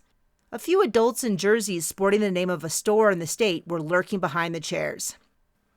The mother with the reverse mullet, her long bangs hiding one eye, lifted her phone and waved it to get my attention. Can I record this for us to look at later? If I hadn't been nervous enough already, this was going to put me over the edge, the idea that this would be recorded. But who would really go back and look at old videos anyway? I guess so. I grabbed my notebook with a list of things to cover. Sponsorship is not free. It's about helping a company sell products. It required additional time commitment, so parents needed to be on board. Watch your conduct. Have a truthful resume prepared. I cleared my throat and waited until I had most eyes swiveled in my direction. There was no going back now. Hello, I'm Di. This is a short presentation on things to consider for youth seeking archery sponsorship, but it is applicable to adults in most situations. I looked around the group, trying to make eye contact with a variety of people as I spoke. A few gentlemen sat in back, their arms crossed over their bellies. Reverse Mullet Mom had her phone pointed at me. Davy Jones, who had shot on my target yesterday, gave me a little smile when I caught her eye. She was pale, with her shoulders rolled forward. Another father had pulled out his phone and appeared to be recording. I fell back on my years of presenting at company meetings. I tried to keep the information clean and tight. I ran through the goals of sponsorship and moved on to my second point on my list. I spoke with my hands and kept my shoulders back to give off an aura of confidence as I continued to the next bulleted point. A few parents nodded or looked surprised, then thoughtful when I pointed out the additional responsibilities on an archer and their parents. The next idea was on the need for appropriate tournament and online conduct when an archer represents a company. I was just wrapping up that point and about to address the final point on my list, a resume, when a teenage boy interrupted me. But a lot of archers get away with bad behavior at tournaments and online all the time, and they're successful. He flicked his head to the side, shaking the bangs out of his eyes, then smirked at a friend next to him. My mouth hung open for a few seconds, still mid-word. Liam stood and addressed the room. That's a great question, and if Di doesn't mind, I'd like to answer it. He looked at me and waited for my reply. I smiled gratefully. I think that's an excellent idea.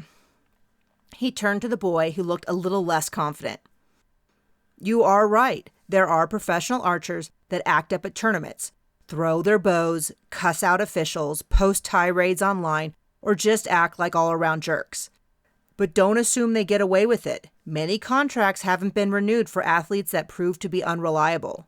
Companies won't publicly say what's going on behind closed doors, but I can personally say that many private conversations go on after a public meltdown. He turned back to me, nodded, and sat down. Thank you, Liam. And as I was saying, you'll want to have a resume ready. I continued through the last point while checking the clock. It was taking slightly longer than anticipated. Thank you, and to those competing, strong shots. A few people applauded while the rest left. I assumed to practice or prepare for the afternoon line of shooting. Reverse Mullet Mom bore down on me like a freight train, dragging pants and a girl with a side ponytail behind her. We really want to get over to the practice range. I checked the list.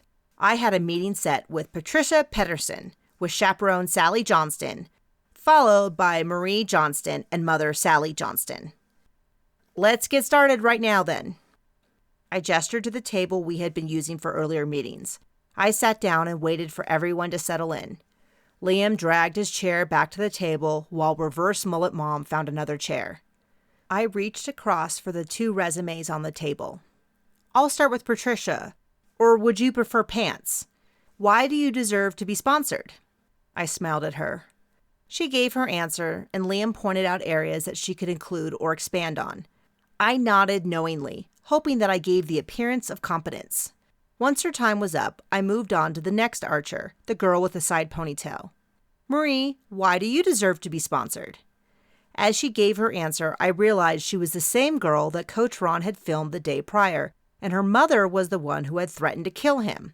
I was eager to ask all 3 of them about their experience with Coach Ron, but in the meantime, I nodded while I thought. Pants had a great motivation. He had picked on her, and basically she was alone. Sally might be her chaperone, but the fact that Pants had referred to her as Mrs. Johnston meant they weren't family. Maybe Sally wouldn't have noticed if Pants wandered off and had a confrontation with Coach Ron. But Side Pony Marie and Reverse Mullet Sally had the same motive. Coach Ron had videotaped Side Pony Marie and put it up online.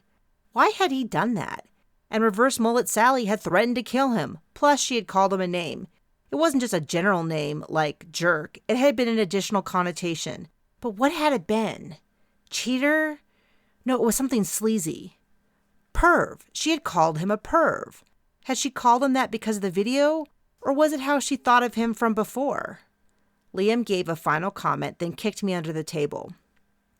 How are you both doing? I know that yesterday was a crazy day. Lots of excitement. I softened my tone, hoping it sounded concerned and sympathetic. Marie, with a side ponytail, shrugged. Okay, I guess. The tournament was cool, but Mom screaming at Coach Ron was kind of upsetting. Sorry, sweetie. Her mom placed a hand on Marie's shoulder. I know it embarrassed you, but he had to take that video down. It was inappropriate. Pants leaned forward on her chair. I had a great time. I got new pants and a new nickname. Everyone is totally jealous. I smiled. I was so glad that I could have helped her when she needed it, especially given how appreciative she was. Was he always like that? He was a jerk to everyone, but he especially didn't like me. He really wanted me and a bunch of other compound shooters to join his YAP, but I went for a weekend seminar and we didn't get along. He was touching me all the time, moving my head or arm or stuff. I hate being touched, even by my family. My mom says I have a very definite personal space bubble. She giggled. I kept telling him that I got it, but he grabbed my chin again to move it, and I told him not to touch me, that I could do it just fine if he showed me. He totally flipped out. He didn't like my attitude or backtalk and was yelling that a good coach has to touch his students, and how dare I imply otherwise. Mrs. Straits, Becky's mom, she owns the store. She came in and got me, and they let me call my mom to pick me up early. They refunded my money as well. I gasped. That's awful. I'd be so upset. I was, and embarrassed. Ever since then, if we're at the same tournament, he's been on my case for every stupid little thing. Come on, girls, let's get to the practice range. Reverse mullet mom, Sally Johnston, stood up and returned the chair she had been using to its table. What do you say to Miss Di and Mr. Liam? In unison, the girls replied, Thank you. I stood up. Sally, can I ask you something? Of course. Girls, go on. I'll be right behind you. After the girls left, she turned to me. Yes? I was going out on a limb here, but maybe if I implied I already knew something, she would agree. Something's bothering me. People have been saying some things about Coach Ron, and you called him a perv for filming your daughter. I said things slowly with a lot of meaning. She stepped in closer and lowered her voice. I don't know anything for a fact, but I didn't like the way he looked at or touched his female students, and there was something off about his relationship with Becky. Overly attached? Something like that. There was something about their relationship that sent off my mom alarm. That's part of the reason it freaked me out so much that he took videos of my daughter. Did you tell anyone? What could I say? That he made me uncomfortable? That I got a bad vibe? He didn't technically do anything. You know how it is. Thanks for talking to the girls. After she was gone, I sat next to Liam. This is not good. What happened now? Everything I'm hearing is leading me in the direction that Coach Ron was up to something funny with Becky and maybe some other female students. Liam leaned back. Really? I've never heard this. I don't have proof yet, but my gut instinct is that something is off. We have only 2 appointments left. Next is son, Dave Rubin. He's over there in the visor. And dad, Bob Rubin. The dad is the one that told Sally, the mom from the last meeting, that Coach Ron had filmed her daughter. Then Coach Ron kicked them out of his YAP. Are you guys ready for us? Dad, Bob, and son, David, were hovering a few tables over. I don't want to rush you, but... No rush. I was just telling Liam about the whole video fiasco yesterday with Coach Ron. Bob shook his head as he sat down. What a mess. I don't regret telling Sally, though. She doesn't allow her daughter on Facebook yet. I knew she'd have a fit if that video of Maria was up, especially with Coach Ron's comments. What were Coach Ron's comments? First, you need to note that some of the pro archers do this thing where they flip their arrows around before loading the bow. Nothing against the rules, but people think it's showboating and unnecessary. By some people, do you mean Coach Ron? Exactly. David was shooting next to Marie, and Marie was flipping her arrows around. Coach Ron recorded it and put it online with his critique. Something about this being the problem with archers today, wasting their time on show versus performance. He went on and on about how his students would never do this kind of thing. I don't get it, she spun an arrow. Why is that so bad? That's the whole thing. It wasn't. Some people are too stuffy. These are kids, and making fun of kids online is wrong. I had gone outside to grab a cell signal and text my wife when some friends messaged me. They looked at the video and knew it was out of line. I came inside and told Sally. I didn't expect her to explode like that. But I can't blame her. And he kicked you guys out of the program? That was their strongest motive. He said that, but we weren't really in the program to kick out. We both shoot at the range in the store, and no way would Bertha Straits ban us from the store just because of Coach Ron, no matter how much attention Coach Ron paid her daughter. Did you ever see anything weird happen between Coach Ron and Becky? No, of course not, he started to say when his son cut him off. Yeah, he grabbed her butt once. His father reared around to face him. He what? Why didn't you tell me? You and Mom were gone. It was last summer when I stayed with my buddies. I left something at the range and went back to get it a few hours later. I walked in on Coach Ron working with Becky, and he had his hands all over her. Do you mean like correcting her form? I asked, hoping for Becky's sake that's what he meant. It didn't look like that to me. He yelled at me to leave and said if I told anyone, he'd make sure I was banned from the range for lying. His dad's jaw was hanging open. Why didn't you tell me about this? I told you that Coach Ron was gross, David shot back. I just thought, you should have told me exactly. We'll talk about this at home. I interrupted. I think you need to tell the police about this. Let me go find them. The dad nodded at me. His face was white. Yes, thank you. I felt sick as I stood up. I had an uneasy feeling that Coach Ron might have had something inappropriate going on with Becky. I stumbled into the hall and ran into Brian. I've got some bad news. In there, I turned and pointed to where David and Bob were sitting. They told me they saw Coach Ron touch one of his students, Becky, over the summer.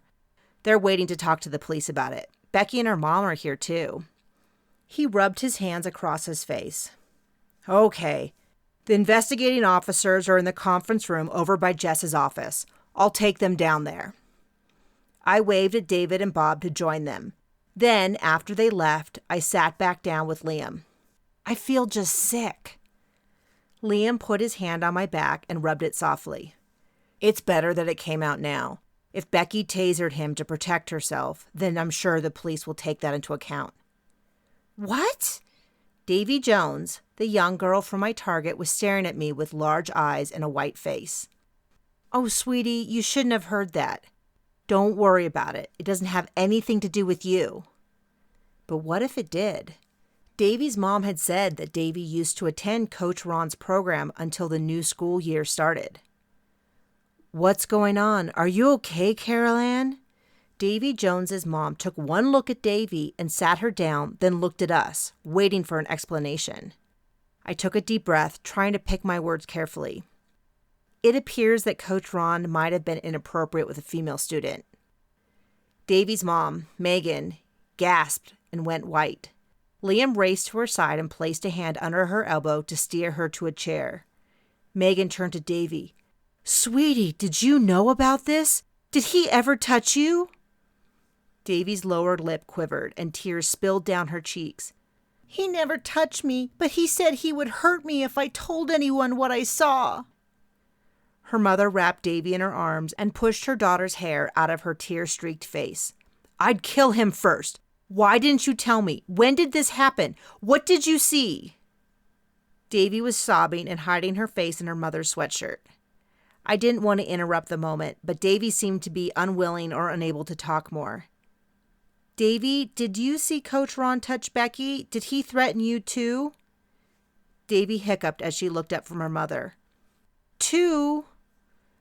I nodded. Someone else saw something and Coach Ron threatened him. What did he say to you? He said if I told anyone what I saw, he would hurt me and my mom. Did you feel the need to protect yourself from him? Did you get a taser? Did he attack you? I held my breath as she nodded. I ran out to the car and grabbed my backpack, and he backed me into a corner. I grabbed the taser out of my pocket. I bought it from a kid at school. Hit him with it and ran away. I don't want to go to jail. I didn't know it would kill him." Her mother wrapped her arms around Davy and started crying. Chapter 7. By the time we got Davy and her mother to the police and things were sorted out, I had a little bit of time to warm up before lunch. Rumors were buzzing around the practice range as I shot. A few adults were standing behind the line, talking about how they always knew Coach Ron was up to no good. I didn't know how the rumors had spread around, but I was already sick of it. I grabbed my bow and quiver and left the practice range. Whatever warming up I would gain from being there would be offset by my frustration. If they had really known, they should have said something. If they didn't know, then it was disgusting to pretend they did. I thought of Davy's face as the police started questioning her, and her mom's devastated look, and felt sick. I had set out to find who killed Ron, but this didn't feel like success. All I could think about was Davy's voice shaking as she said she didn't want to go to jail. I had fully expected to discover a ruthless killer, not a scared child who had tried to protect herself. Liam was outside giving Moo another walk. I checked to see if he was still out there and ran smack into Brian, who was entering the range. "Can I talk to you for a second?" I asked him. "Sure." We stepped down the hall a bit. "Will Davy, Carol Ann be okay? It was self-defense and..." He cut me off with a hand. "Don't worry, the officers are fair. She'll be okay." He looked around and leaned in. "I can't get into it. You have to trust me." Brian had proven to be a man of his word several times over. A wave of relief rushed over me. The grip on my lungs loosened, and I took a deep breath. "Thanks. And they can get the girls help, like counseling?" "Absolutely." He clapped me in the back. "Let the professionals do their job. You need to focus on shooting." I thanked him and moved over toward the entrance to find Liam. I stepped outside into the cold, crisp air. Cars were moving around the parking lot, and Liam was jogging and playing with Moo on a leash.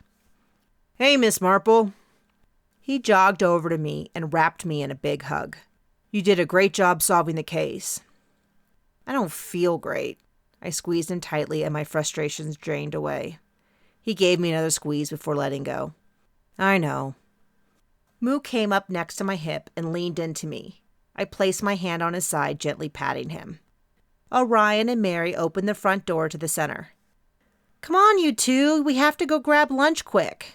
Mary waved us over. "Hey, Di, can you tell me why there's a video all over the internet of you explaining how to get sponsorship?" "I told you about our plan to use it as an excuse to talk to the kids. Liam put me in charge of talking." He teased me. "It is her specialty." Mary pulled out her phone and after pressing a few buttons, flipped around to show me the description underneath the video. "I knew that part, but why did they describe you as Di, the new pro staff and sponsorship coordinator for Westmount Anderson Industries?" My mind went blank as I stared at Mary. "They what?" Orion laughed. "I'll gladly give you the job. One more thing off my plate." "Oh no, we have to get rid of it. Who posted it? Has anyone seen it?" Once something was on the internet, it was almost impossible to delete it, but perhaps no one had seen it. Mary shrugged and pushed the phone back into her pocket. "The guy that posted it is already gone, and it's been seen and shared thousands of times. I have about a dozen messages from friends asking me to put in a good word with you." Liam laughed. "Don't worry about it, Di. These things happen all the time. Everyone will probably forget in a few weeks. Let's go grab lunch." We followed Mary and Orion down the hallway, and they had a good laugh at my expense. Liam grabbed my hand and laced it through his arm as we walked back toward the center. "I wish I didn't have to leave tonight. You know that, right?"